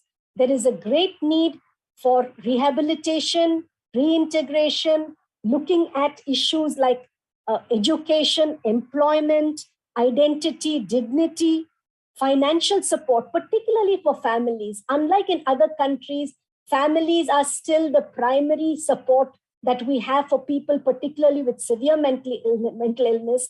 So I think we need to look at possible economic support. The DGH has also mentioned how difficult it is for families, to stay away from their wages for long periods of time. So it is when there are children with severe intellectual disability or adults with severe mental illnesses, families have to sacrifice a lot. We noticed this in a study done by the National Commission for Women, particularly, and the director of RINPAS also mentioned it, that particularly with women, there is a challenge for discharge. Families don't want to take the women home because of stigma, because of other family members at home, because of the financial strain, and because they do not feel empowered. So one way of empowering families is to engage families right from the beginning in the care of the patient, and to make sure that families are supported and perhaps even receive financial incentives to take care of their members. Now, this involves not just healthcare sector. This involves engagement with a lot of other sectors, including the welfare sector, the employment sector, the educational sector. So I would strongly urge that the NHRC now begins a dialogue beyond institutional care to looking at community care, so that all these services for persons with mental illness can be integrated. In fact, the monitoring by the NHRC has made huge changes. We noticed that in institutional care, and we certainly believe that their continued engagement in the shift from institutional care to community care also will be very much benefited by monitoring. We have the National Mental Health Policy and a very progressive Mental Health Care Act, but we need to see that it's realized on the ground. In 2015, a technical report of the NHRC talks about the deficiencies and the resources that are available at the state level, and that needs to be looked at more closely to see what are the gains that we need to provide in terms of rehabilitation, aftercare, opportunities for persons with mental illness. Dr. Rajesh Sagar also mentioned another more recent report 4 years ago. So I would urge that we look at these reports and see what are the areas the NHRC can now choose to make sure mental health care is further made closer to the people. So one issue is, for example, integration of mental health care into chronic diseases, whether it's infectious diseases or what we call the non-communicable diseases like diabetes, hypertension, etc., where there is a lot of mental health care morbidity. High growing rate of suicides in the country is another area where the psychosocial determinants of mental illness need to be looked at. We have done some studies in death row prisoners, which suggest that for decades together, their mental health problems were actually ignored, and that early psychosocial adversity can impact mental health at a later level. So this is something that needs to be looked at.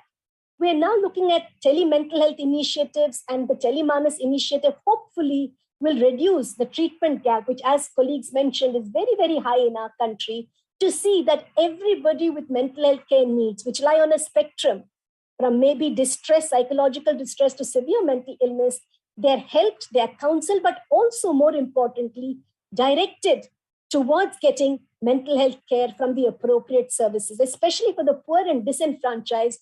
Public mental health facilities will continue to be a very, very important thing, and they need to be strengthened right from the primary healthcare level to specialized institutions. So I'm looking forward to the NHRC to move, not just looking at institutions, which are very important indeed, their transformation is very important, but also look at the various aspects of mental health care in the community. And I'm sure with their interventions, we will look forward to not just providing help for mental distress, but also improving mental health in all the various areas that we've talked about today. Thank you very much.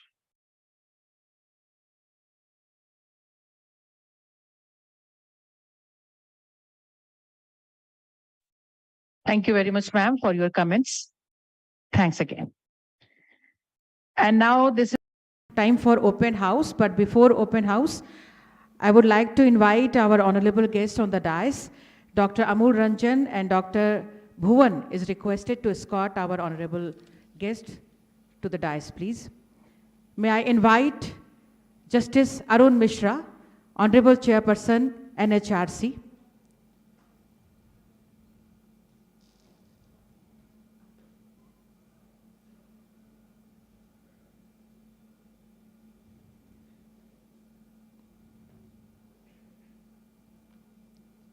May I invite Justice Mahesh Mittal Kumar, Honorable Member, NHRC. May I invite Shri Arun Kumar Singh, Additional Chief Secretary, Jharkhand. May I invite Professor Dr. Rajesh Sagar, Psychiatry Department, AIIMS, Delhi. May I invite Dr. Atul Goyal, DGHS, Government of India. May I invite Dr. Jayanti Simlai, Director, Rinpass. May I invite Dr. Basudev Das, Director, CIP.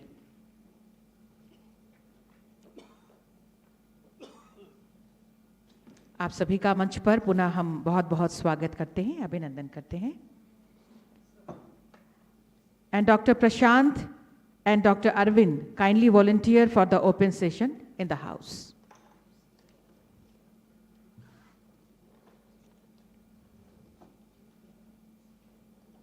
Dr. Prashant and Dr. Arvind.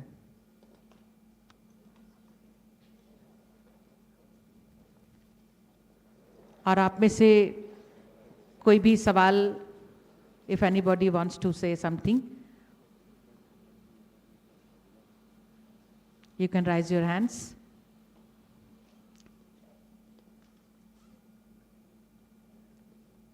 Open house के लिए आप सभी आमंत्रित हैं.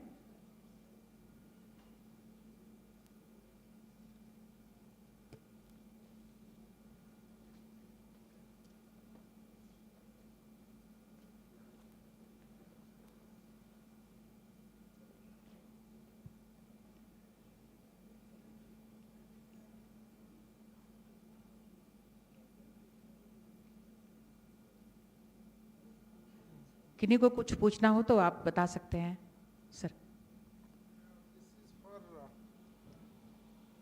Sir mic on है.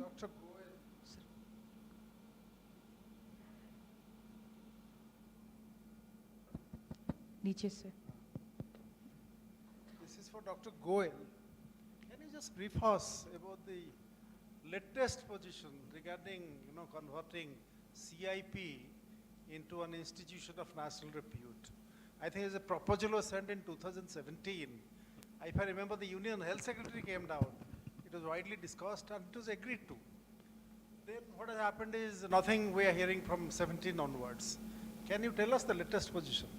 You see, actually, the position of naming institutes of national importance is being re-looked at. The primary reason why institutes are named as INIPs is because of the salary structure. As was mentioned by the director here, that the salaries given at RIMS are very high in comparison to the other institutes. In fact, ministry is looking at this disparity. Why is this happening? You see, for example, a hospital in Delhi, Safdarjung Hospital, attends to many more patients in comparison to All India Institute of Medical Sciences. So why should be they paid less, or why should be they be given lesser allowances? And all these INIPs have their own sets of problems.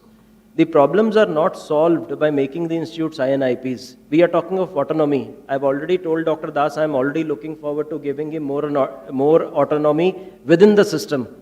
And we are also trying to increase the fund allocation. So I would have to discuss where it is stalled. I have taken up this position about 4 months back, but I don't think making it an INIP is going to solve all the problems that CIP faces. I promise from my side I will give a lot of autonomy, because I cannot manage an institution sitting in New Delhi. The director has to have autonomy to manage the institution, and that's what I propose to do. In fact, any new structural change that he has to initiate, I will facilitate it, and that I have ensured him. Thank you.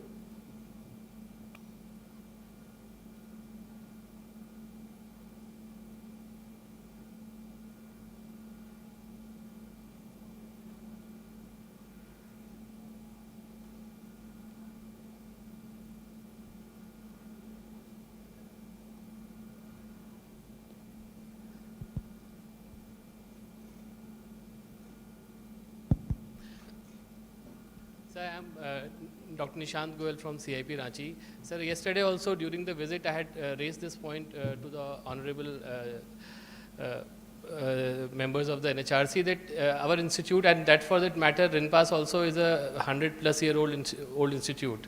And modifying the structure always asks for a lot of fund. So can we consider or can we think of, having something like a heritage thing? Like when like the heritage position comes, the funds come from a different source. So, sir, these are, I can tell about CIP, the main building of CIP was made well before the King's College London was made. The Maudsley Hospital London was made. And the Maudsley Hospital London was made on the architecture of CIP Ranchi. So, I don't know, many people, they don't know it, sir, but this is a fact.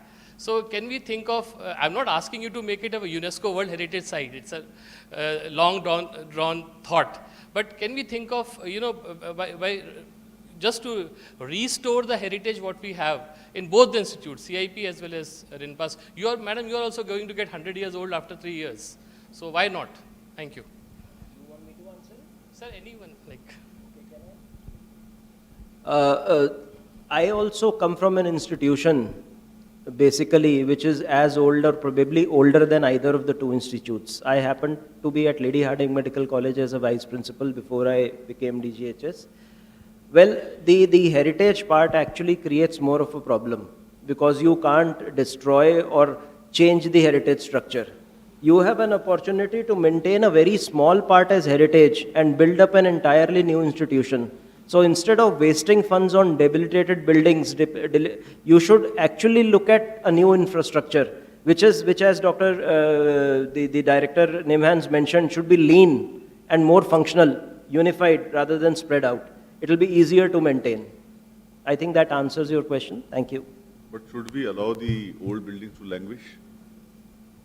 I think we work on that. The old buildings where the maintenance is much higher than the cost of making a new one, we actually talk of bringing them down and making new infrastructures rather than working on simply maintaining them, because that's too expensive to maintain most of the parts. In fact, I have this is just one institution, I have many more institutions which I visited. One is at Chengalpat in Chennai, which is a leprosy institute. That's 75% of the institute is in debilitated condition, which is not repairable. So there is no fun actually maintaining these buildings. We'll have to bring them down and look forward to new buildings. There is a contradiction between the practical and the sentimental. So which would override, the practical requirement or the sentiment? Perhaps practical would. Yes, it should. Practical should always override the sentiments, because sentiments in certain things, sentiment should be to maintain the institution how it was 100 years back in terms of functionality, not in terms of structure. We should bring back that glory rather than looking at a structural glory. Yeah. Just I will add one word. I was at Calcutta. Fine. Heritage building. I started air conditioning of that building. Lot of funds. Government sanctioned it.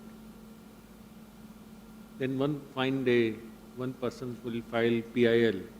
Heritage building, you cannot have AC. I'm telling you.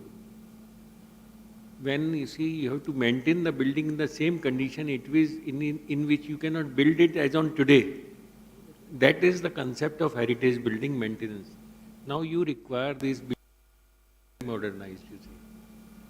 These were not made for the facilities which are required as on today for proper medical treatment, you see. And then therapy has changed, medicines have improved, medication has improved, you see. Now it is for the experts to decide what kind of hospitals they should have, compact one or so much spread, and so much land which you are not able to protect. See, having 500 acres land for mental asylum, and so only for 500 patients, is not a very conducive idea if you ask me personal question. Since you have put this, this land should be utilized properly, even if it is for the institution, by the institution. and if it can be utilized for other good medical purposes, there should not be any objection, you see. Land is paucity. But, you see, it should not go for private purposes. That is the thing. You see, this is the public trust involved in it. You see, sasti qui trustee concept should be invoked in these cases when you are holding building for a particular purpose. You see, you cannot use it for commercial gains and purposes. That's the spirit of it. For medical facilities, spreading it, broad basing it, should be used if it can be. And for modernization, modern buildings, modern establishment, requirements of the Act of 2017, I feel that everything can be achieved within this area which every mental hospital is having, from Gwalior, Agra to Ranchi, you see. Even Bareilly, I am confident, these mental asylums were started in British era. They were thinking these to be, initially the idea was that to have incarcerations. Jail-like structures were there, cells were there, small cells were there. Because incurable, person is violent, he will kill somebody. That was a fear. Now that is no more a fear, you see. That is not the, you think, the patients are nowadays. With your permission, may I make an intervention? Doctor also add to some, want to add I think this is an important issue, and I can just give an example of what has been done. They also have very old. They also have very old building, and in fact, the campus is such a wonderful. Deer are there. If anyone has seen that. Now, what they have done is they have developed the infrastructure, the building by the side of it. So they have not destroyed it, but they have constructed the building, because actually, mental institutions has a huge land. So nowadays, to have a building, in we have seen in USA, the whole university is there in one building. So that is one thing one can think of. Now the problem is coming, once the new building has come up, now the state government to grab the older one. So which we made a recommendation that can be used for rehabilitation purpose. One should not give away that, because once the new building is made, so now the problem is that we want to take away that. But the thing is, one can, because these are important issue, one has to see, because some of these buildings are very old, the infrastructure is old, it may be a safety issue also, and we all know there are, a big roof, and because they were built in that way. So one can see that how we can have a separate, but all it depends on the budget and everything. I think we need to see that. I've just gave the example of Tejpur.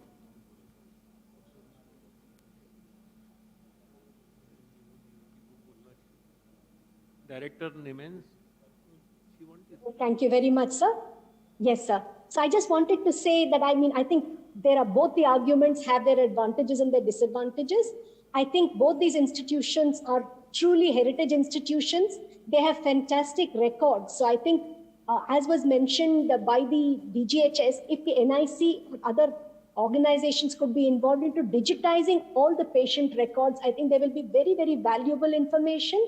I think a section of the hospital should be retained as a heritage building, and we need to look at other spaces where we can make it more functional.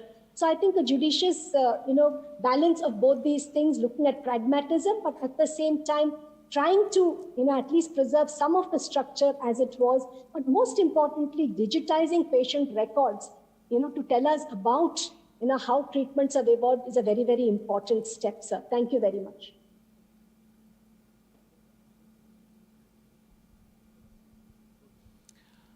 Dr. Avinash Sharma, Associate Professor, CIP. Sir, I just wish to make a couple of suggestions. Whenever important decisions are to be taken regarding, and these decisions will impact patients' mental health care in the medium or long term, I think it might be a good idea to also encourage the development of patients' advocacy groups or caregivers advocacy groups, because ultimately it is the end service user who is the expert in his own mental illness. Although we are domain experts, we have technical knowledge, but we do not have lived experience of the illness. So in many respects, the patient himself or herself is an expert in mental health.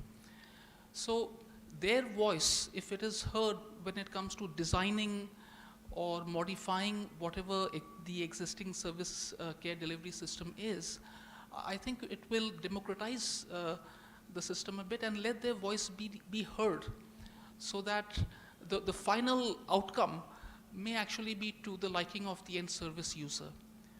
Thank you.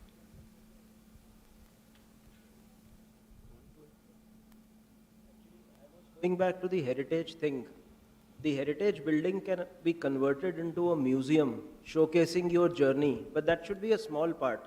That's been done in NCDC Delhi, but rest of the area should be utilized for modern infrastructure to provide patient care.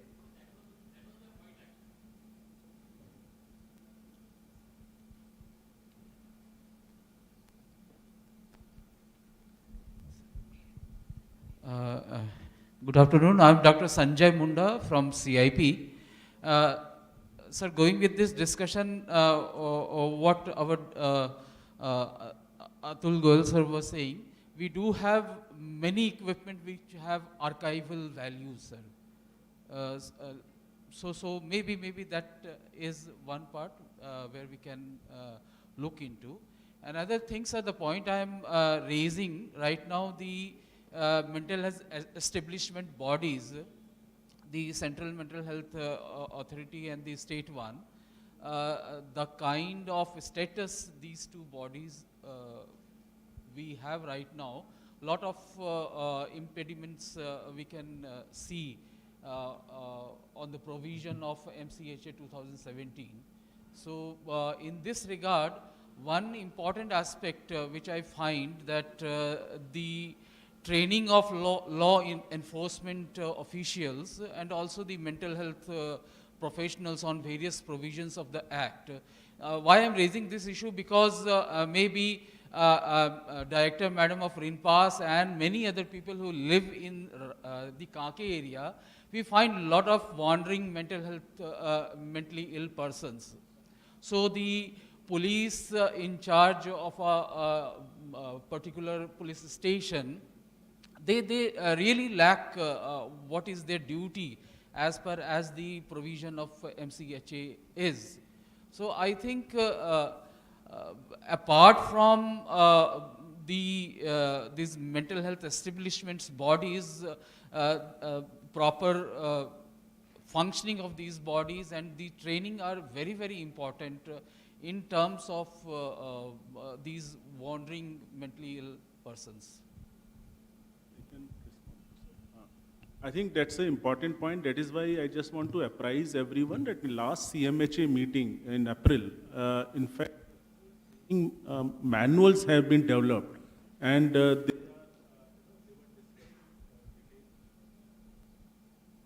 they were discussed in detail, and they are available for police enforcement, judiciary. So all those manuals are available. So if you can request a person, I think you answer Avinash's point.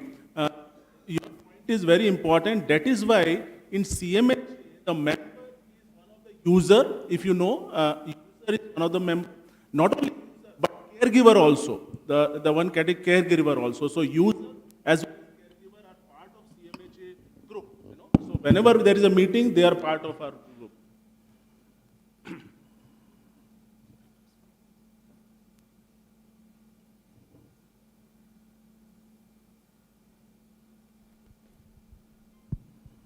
I am Dr. Amul Ranjan from Rinpass. Sir, I just wanted to share one experience of Jharkhand. In 1997, our daily OPD used to be only 9 or 10 patients. But once we started outreach program and we started providing training to the doctors and other paramedics of the state, we realized that lots of referrals started coming to us, and now our OPD has reached to 400 plus every day in the both institute. So it is the awareness which matters, and another plus point was that the most of the patients who used to be referred from the other doctors in different districts, they were willing to go back also, because they were coming with the mindset that yes, they went to the general doctor, they identified them in the early stage, they referred them for help, they came to us, and if at all they were required to be admitted, they were admitted, and the duration was very short.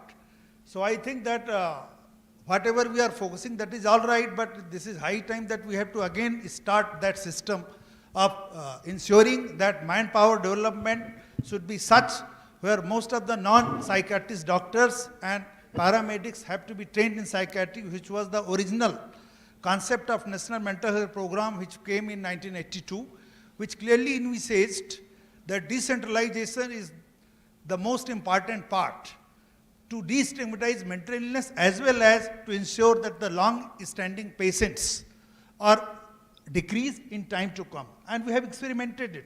When I joined in 1997 Rinpass, there used to be more than 80% cases who were there for more than 15 or 20 years of duration. Now we have got very limited patients, because most of the patients who are admitted, we try to help them to understand that they are here for a short period, but still in last few years this thing has happened, and maybe that we have to re-strengthen our training program, and especially we have to reach to the community to make people aware, because early identification is the key for the treatment, and once somebody comes in time for help, naturally they improve and they recover very fast. So I am very happy, sir, that NHRC has taken this initiative, and I think that our additional Chief Secretary, sir, is also sitting here. We will definitely formulate some program so that most of the non-psychiatrist doctors in Jharkhand are again provided training in psychiatry or psychiatric orientation they are provided, besides other paramedics, and we have done it for the judiciary also, and that has also helped us, and both the institutes in fact, if we see the statistics of last 25 years. So I think that this is to be something to be redone, so that more and more people are aware about what mental illness is, at what time they should come forward for help, what best facilities are available, and psychotherapy, telecounseling, telemedicine will definitely help in time to come, especially from the economic point of view also. Thank you very much, sir.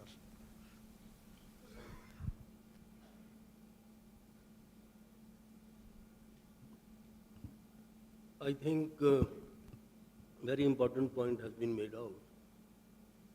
In fact, if you read the 2017 Act, Section 29 and 30 impose an obligation on the state to create awareness about mental health and illness and reducing stigma associated with mental illness. And state government is required to take all measures to ensure that the provisions of this Act are given wide publicity through public media, including television, radio, print, and online media at regular intervals. It is not one time, regular intervals. The programs to reduce stigma associated with mental illness are planned, designed, funded, and implemented in an effective manner. The government officials, including police officers and other officers of the government, are given periodic sensitization and awareness training on the issue under this Act. So, once it reaches out to the masses at large, I think the point which you have made, that after the awareness program, the number of OPD is going to go up. This is bound to happen. But this has to be, this is obligatory, this is mandatory. So the appropriate government, whether state or the center, it has to be done by them. In respect of CIP, the central government, in respect of the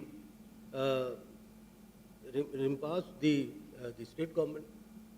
So this is very good suggestion which you have made. It is statutory obligation also. Thank you. Any other?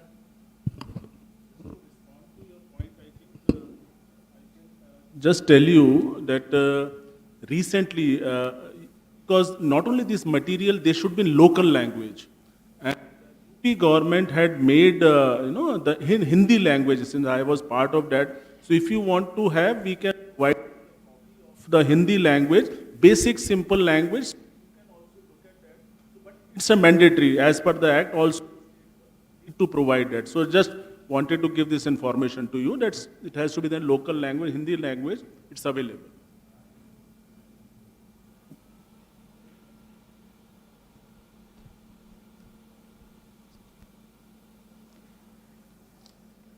So thank you for this open session.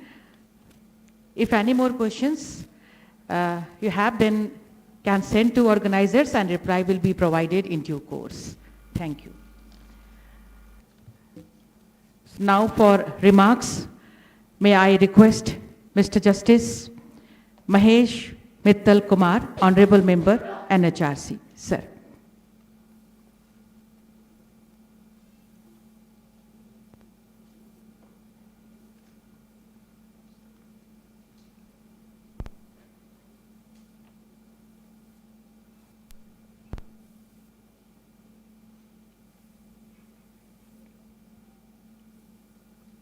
Having heard the views and seeing the presentation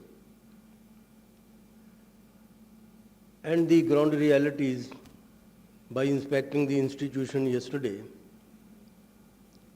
I was trying to connect the dots. The dots which I was not able to connect.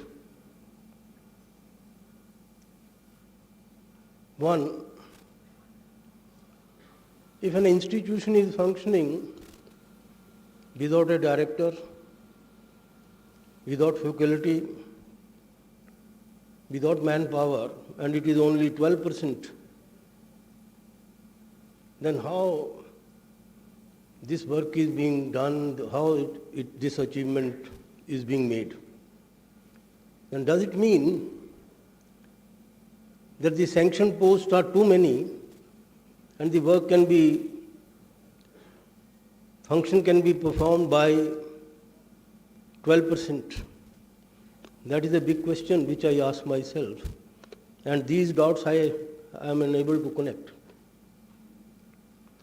The other area which I have pointed out in my address earlier, the challenges posed by the Act. You see, there is a paradigm shift in the approach post-2017 Act and the earlier approach. We have to recognize that paradigm shift and we have to readjust our thinking according to the provisions of the Act. And as the chairperson has pointed out, that we got an distinct impression that even the provisions of the Act has not been seen by many of us, whether we were at Gwalior or at Agra or here at Ranchi. So there is a need to sensitize about the requirement of the Act to the whole stakeholder, to every stakeholder. And while talking to Arunji during tea time, I have offered that for this type of sensitization, NHRC is always available.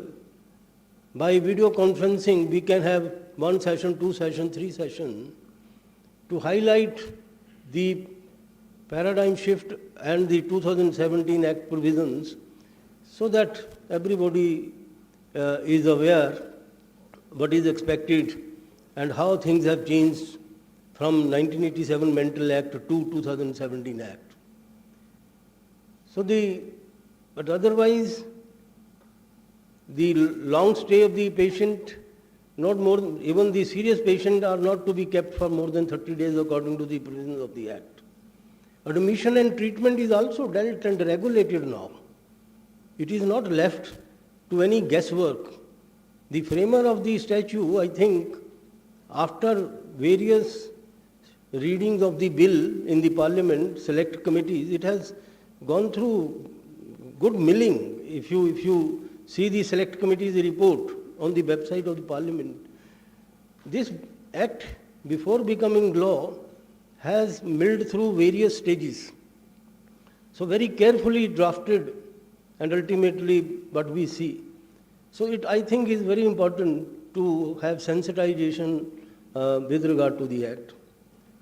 And the NHRC since 1990, when Justice Melimuth was in 93, right in the beginning when the NHRC was formed, has been very active. And as Dr. Pritima and Dr. Sagar has pointed out, we are renewing and trying to bring awareness about the provisions of the new act.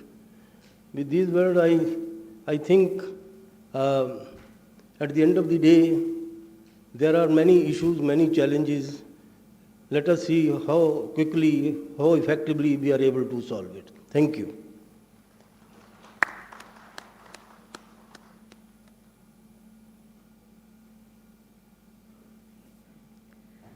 Thank you very much for your remarks, Mr. Justice Mahesh Mittal Kumar, Honorable Member NHRC.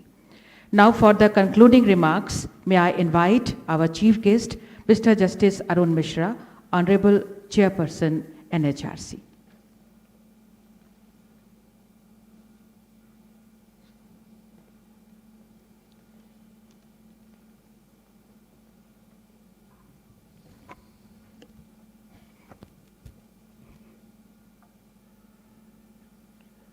The guests on the dais, off the dais, we are coming to an end of our exercise at Ranchi. We came with the expectation that Ranchi hospitals are both hospitals are of national repute. I find that basic infrastructure and faculty over there is doing good job. With the limited manpower, absence of neurologists,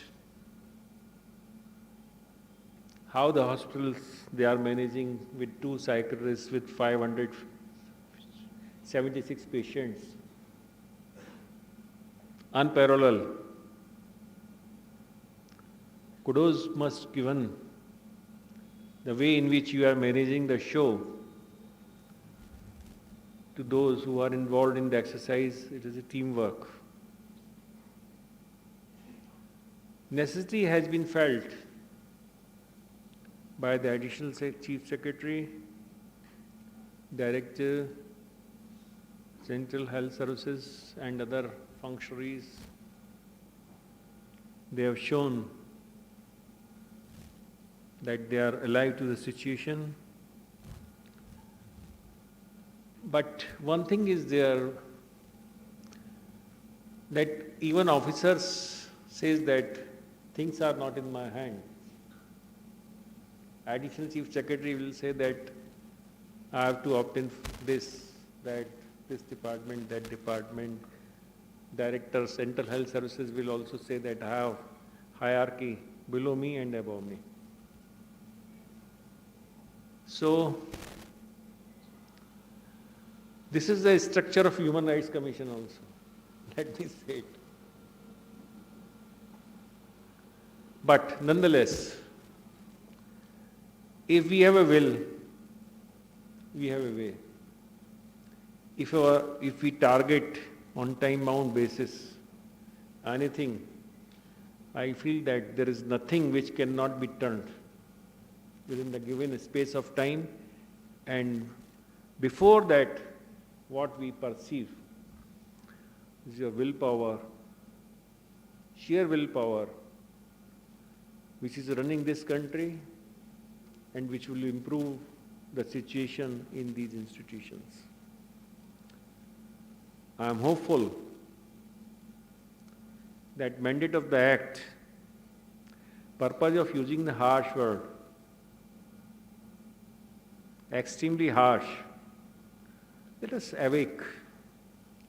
Until somebody awakes us when we are in deep slumber by shaking our body, you see, mind and heart.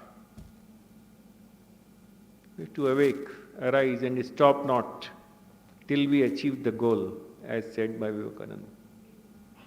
So we are all here, all are wise people, they know their responsibility, they know their field, they know their subject.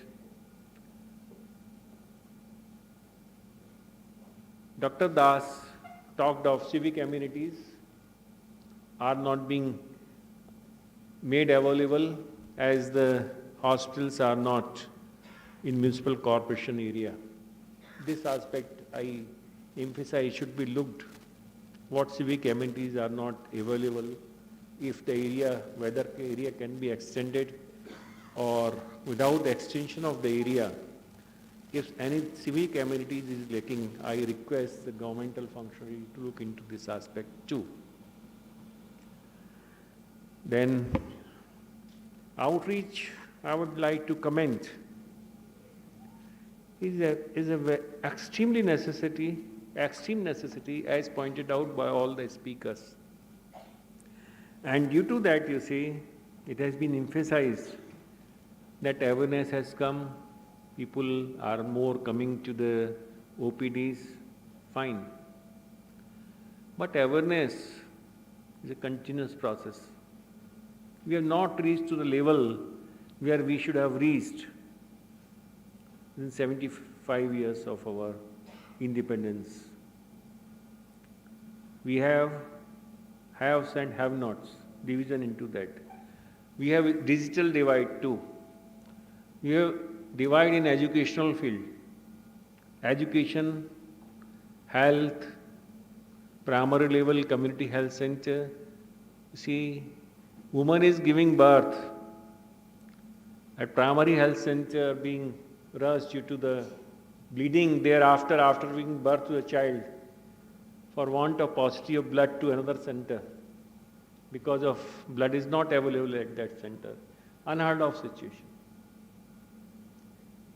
How long it will continue? How long we will not be able to provide the facilities to these poor haves and have-nots of rural areas and tribal areas? Why the blood should not be made available? Are we so much poor a country now? No, we are not poor. We have a lot of schemes for the welfare of the, you see, these classes, but we are better and organized missionaries. We have funds, we have manpower at our command, we have infrastructure, we have judiciary, we have executives, we have lot of persons, you see, to work with us. We are better structured than missionaries functioning in the anywhere in the world, you see, or charity institutions.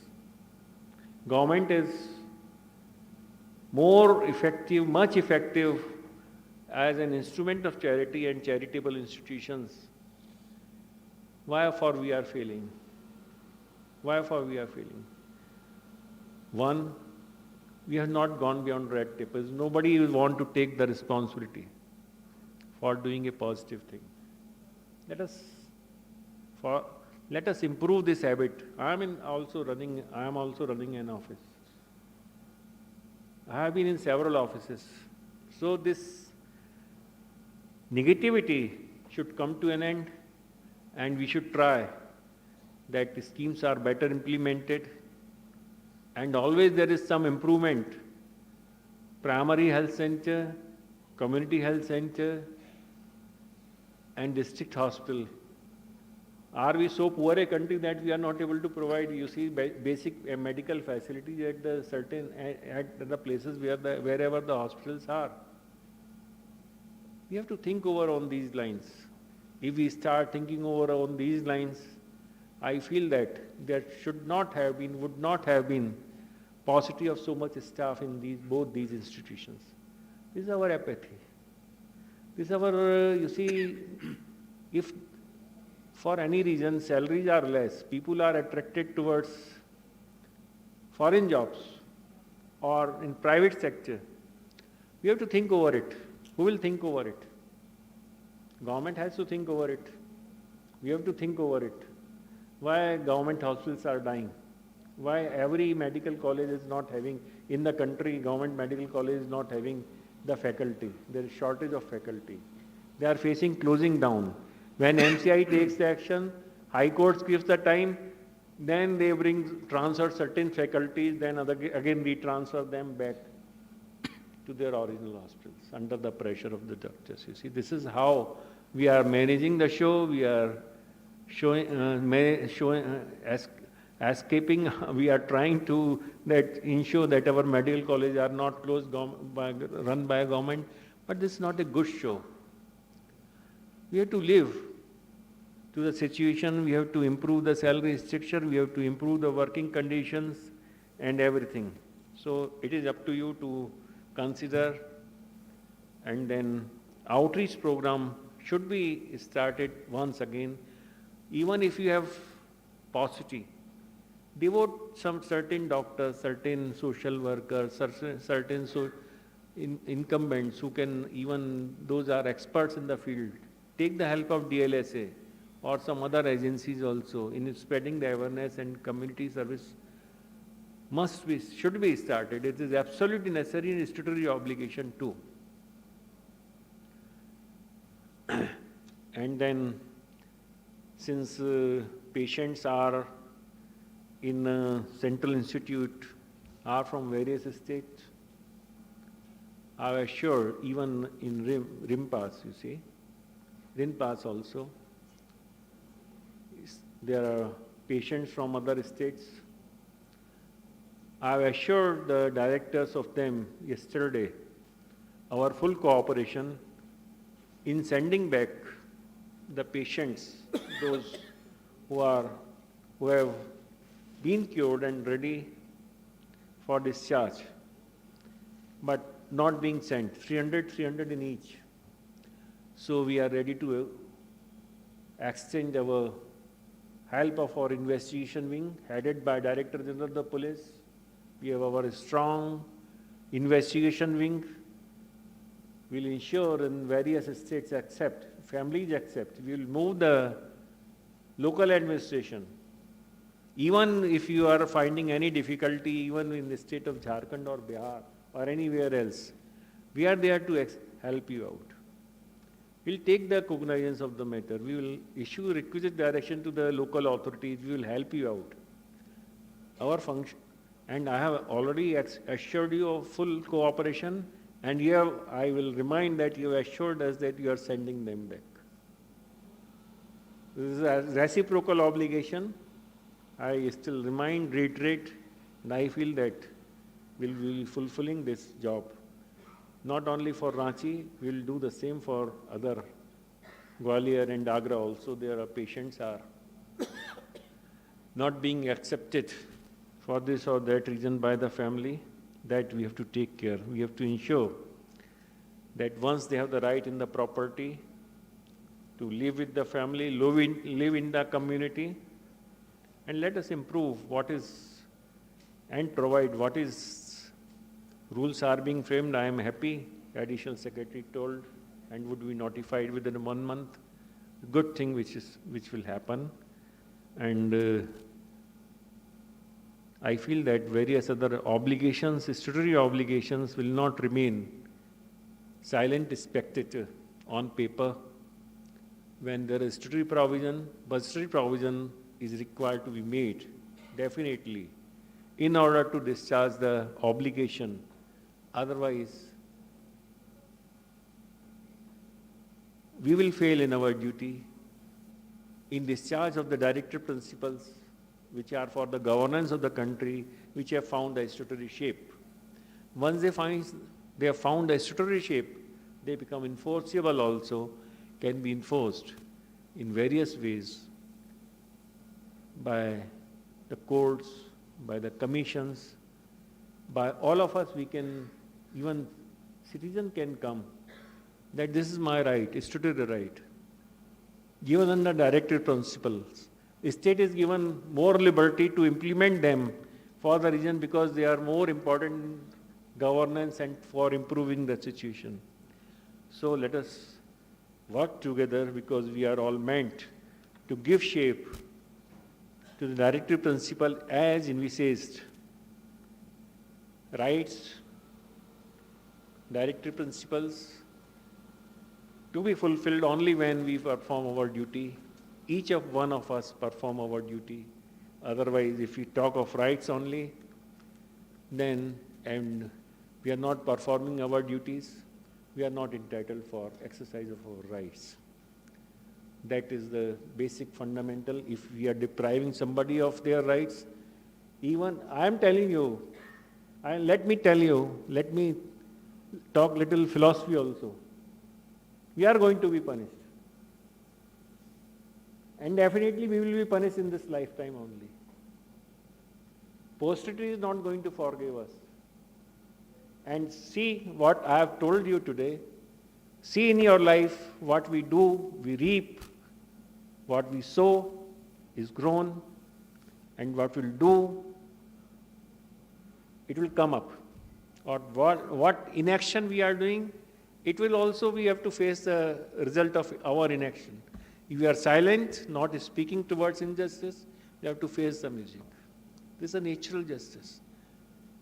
And you see, godly justice, you may believe in God or not believe in the God. But this is a theory on which this entire universe is existing. So this is balancing of the rights of each other, which is a coextensive with the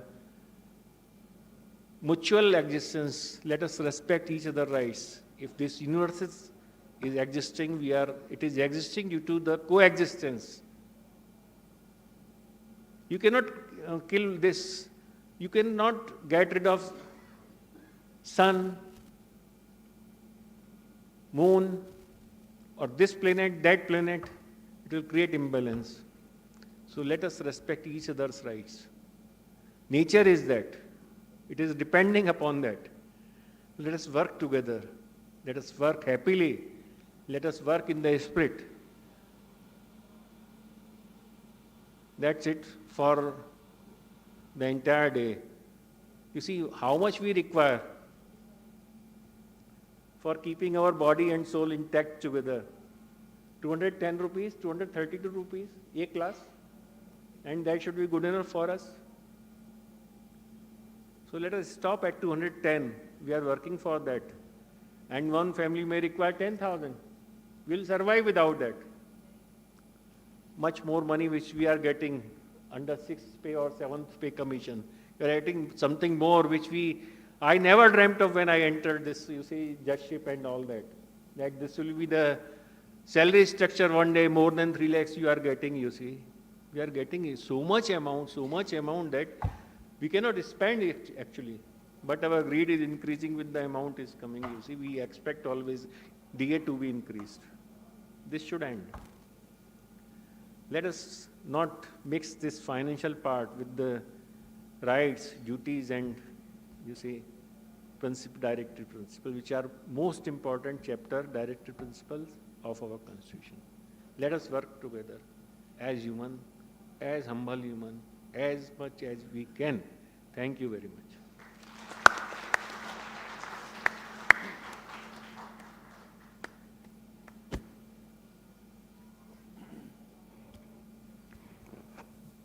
Thank you very much.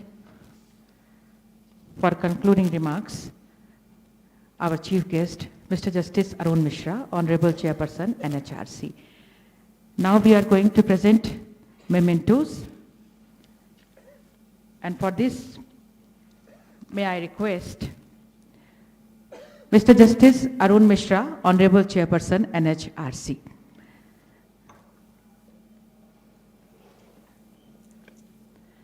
May I request our Honorable Chief Guest to present memento to Shri Santosh Kumar Satpathy, Acting Chairperson, JSHRC. तालियां भी आपकी तरफ से हों कि स्मृति चिन्ह प्रदान किया जा रहा है। नहीं सर, आप लेंगे।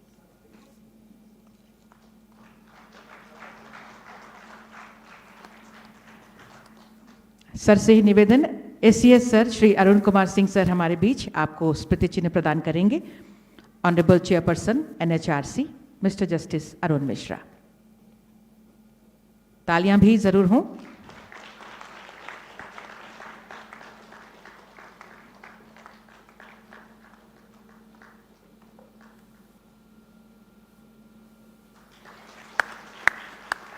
ऑनरेबल चीफ गेस्ट से ही निवेदन, जुडिशियल कमिश्नर श्री अरुण कुमार राय हमारे बीच आपको मैं आमंत्रित करती हूं। चले गए, कोई बात नहीं, तालियां उनके लिए हो जाएं। Director RINPAS Jayanti Simlai ji, director RINPAS ma'am को स्मृति चिन्ह प्रदान करेंगे। Our honourable chief guest.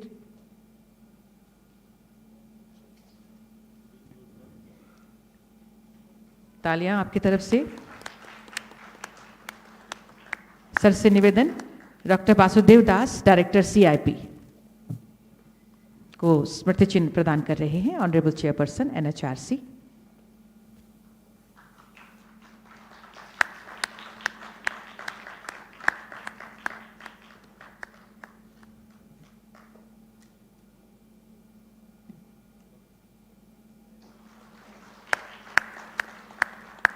Thank you sir. और अब मोमेंटो प्रदान करने के लिए मैं निवेदन करती हूं डायरेक्टर रिनपास मैम से मोमेंटो प्रदान करें doctor Atul Goyal, DGHS government of India.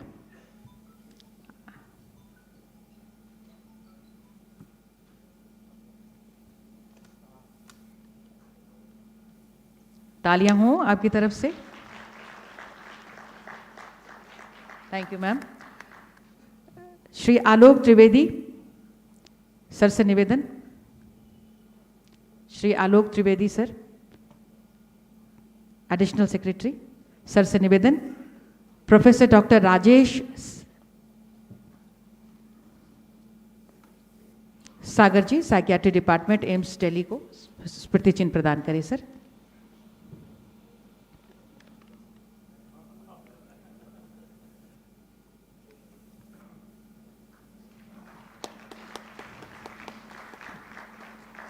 Thank you sir. Joint secretary health Vidyanand Sharma Pankaj से निवेदन होगा। सर आप स्मृति चिन्ह प्रदान करें Shri Surajit De, registrar law NHRC sir को स्मृति चिन्ह प्रदान करेंगे।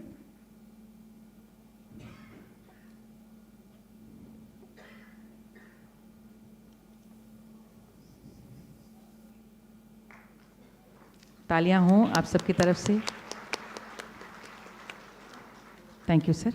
Doctor Manisha Kiran head PSW department से निवेदन करती हूं स्मृति चिन्ह प्रदान करें Shri Harish C Chaudhary, joint director NHRC sir को।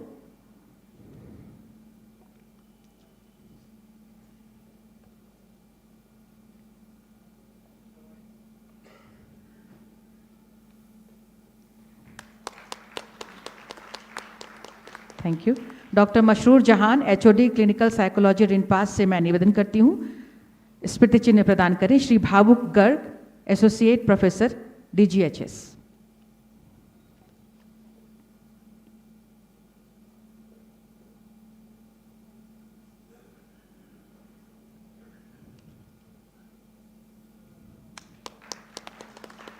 Thank you. Doctor Sanjay Munda associate professor CIP से मैं निवेदन करती हूं Shri Indrajit Kumar deputy registrar NHRC को स्मृति चिन्ह प्रदान करें।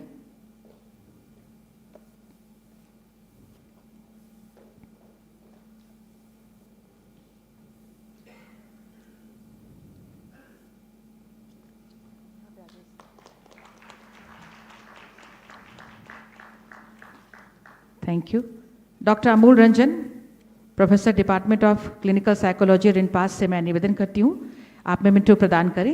Shrimati Suchitra Sinha, special reporter NHRC, ma'am को स्मृति चिन्ह प्रदान करें।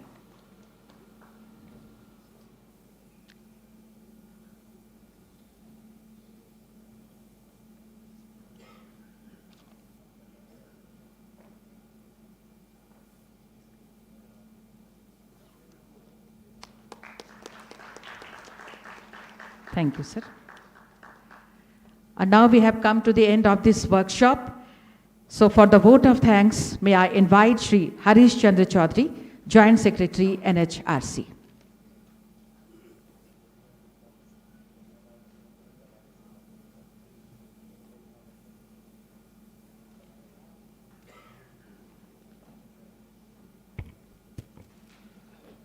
Chief guest for today's workshop, Mr. Justice Arun Misra, Honorable Chairperson, National Human Rights Commission, Mr. Justice Mahesh Mittal Kumar, Honorable Member NHRC, Dr.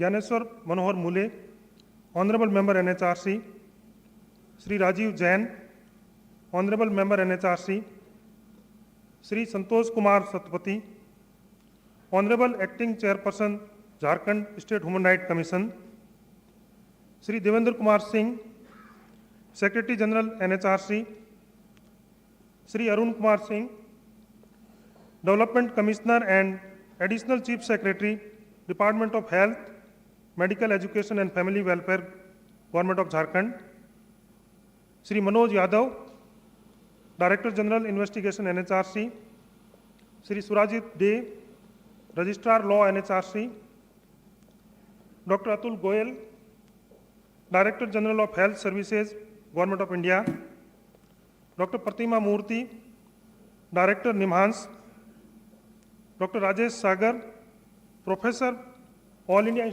Institute of Medical Sciences, Delhi, Dr. Jayati Simlai, Director, Ranchi Institute of Neuropsychiatry and Allied Sciences, Dr. Basudev Das, Director, Central Institute of Psychiatry, Srimati Suchitra Sinha, Special Rapporteur, NHRC, distinguished delegates, ladies and gentlemen. It has been a very enriching experience for all of us being a part of this workshop, jointly organized by the National Human Rights Commission and Government of Jharkhand. I take this opportunity to thank Mr. Justice Arun Misra, Honorable Chairperson NHRC, Mr. Justice Mahesh Mittal Kumar, Honorable Member NHRC, Sri Rajiv Jain, Honorable Member NHRC, Dr. Gyaneshwar Manohar Mule, Honorable Member NHRC, Sri Devendra Kumar Singh, Secretary General NHRC, Sri Manoj Yadav, Director General NHRC, and Sri Surajit De, Registrar Law NHRC, for coming all the way from Delhi to organize this workshop, to have a first-hand knowledge of working of the Ranchi Institute of Neuropsychiatry and Allied Sciences, and also the Central Institute of Psychiatry. I express my sincere thanks and gratitude to Sri Arun Kumar Singh, Development Commissioner and Additional Chief Secretary, Department of Health, Medical Education and Family Welfare, Government of Jharkhand, for apprising the Commission about present status of implementation of Mental Healthcare Act 2017 in Jharkhand, and also apprising the Commission to fill the gaps in implementation of the Act. I express my sincere thanks to Dr. Pratima Murthy, Director NIMHANS, Dr. Rajesh Sagar, Professor, All India Institute of Medical Sciences, Delhi, and Dr. Atul Goyal, Director General of Health Services, Government of India, for their expert comments. I place on record my sincere thanks and gratitude to Sri Santosh Kumar Satpathy, Honorable Acting Chairperson, Jharkhand State Human Rights Commission, and Sri Deepak Kumar, Secretary, Jharkhand State Human Rights Commission, for their assistance in organization of this workshop. I extend special thanks to Sri Arun Kumar Rai, Judicial Commissioner Ranchi, for sending periodic inspection reports to the Commission on the working of the Ranchi Institute of Neuropsychiatry and Allied Sciences, and Central Institute of Psychiatry, and for sharing his thoughts today. I extend my heartfelt thanks to Dr. Jayati Simlai, Director Rinpass, and Dr. Basudev Das, Director CIP, and their entire teams of doctors and other colleagues for taking keen interest in organizing this workshop, and also bringing together all the stakeholders to deliberate upon such important concerns. I place on record my heartfelt appreciation and thanks for pain taken by Sri Rahul Kumar Sinha, District Collector Ranchi, and his entire team for organization of this workshop. I extend my heartfelt thanks to Mr. Justice Dr. Ravi Ranjan, Honorable Chief Justice Jharkhand High Court, and Sri Sudhanshu Kumar Sasi, Director Judicial Academy Jharkhand, for allowing the Commission to use this beautiful hall and other facilities for organization of this workshop. I thank all the speakers for their valuable inputs. The deliberations held here today have surely widened our knowledge and made us aware of not only the lacunae, but also the strengths and capacity of mental health resources in our country. I once again thank each and everyone present here today.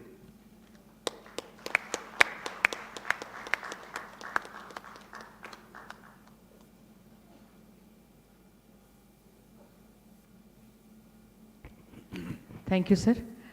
And now all of you are invited for lunch. Please join us for lunch.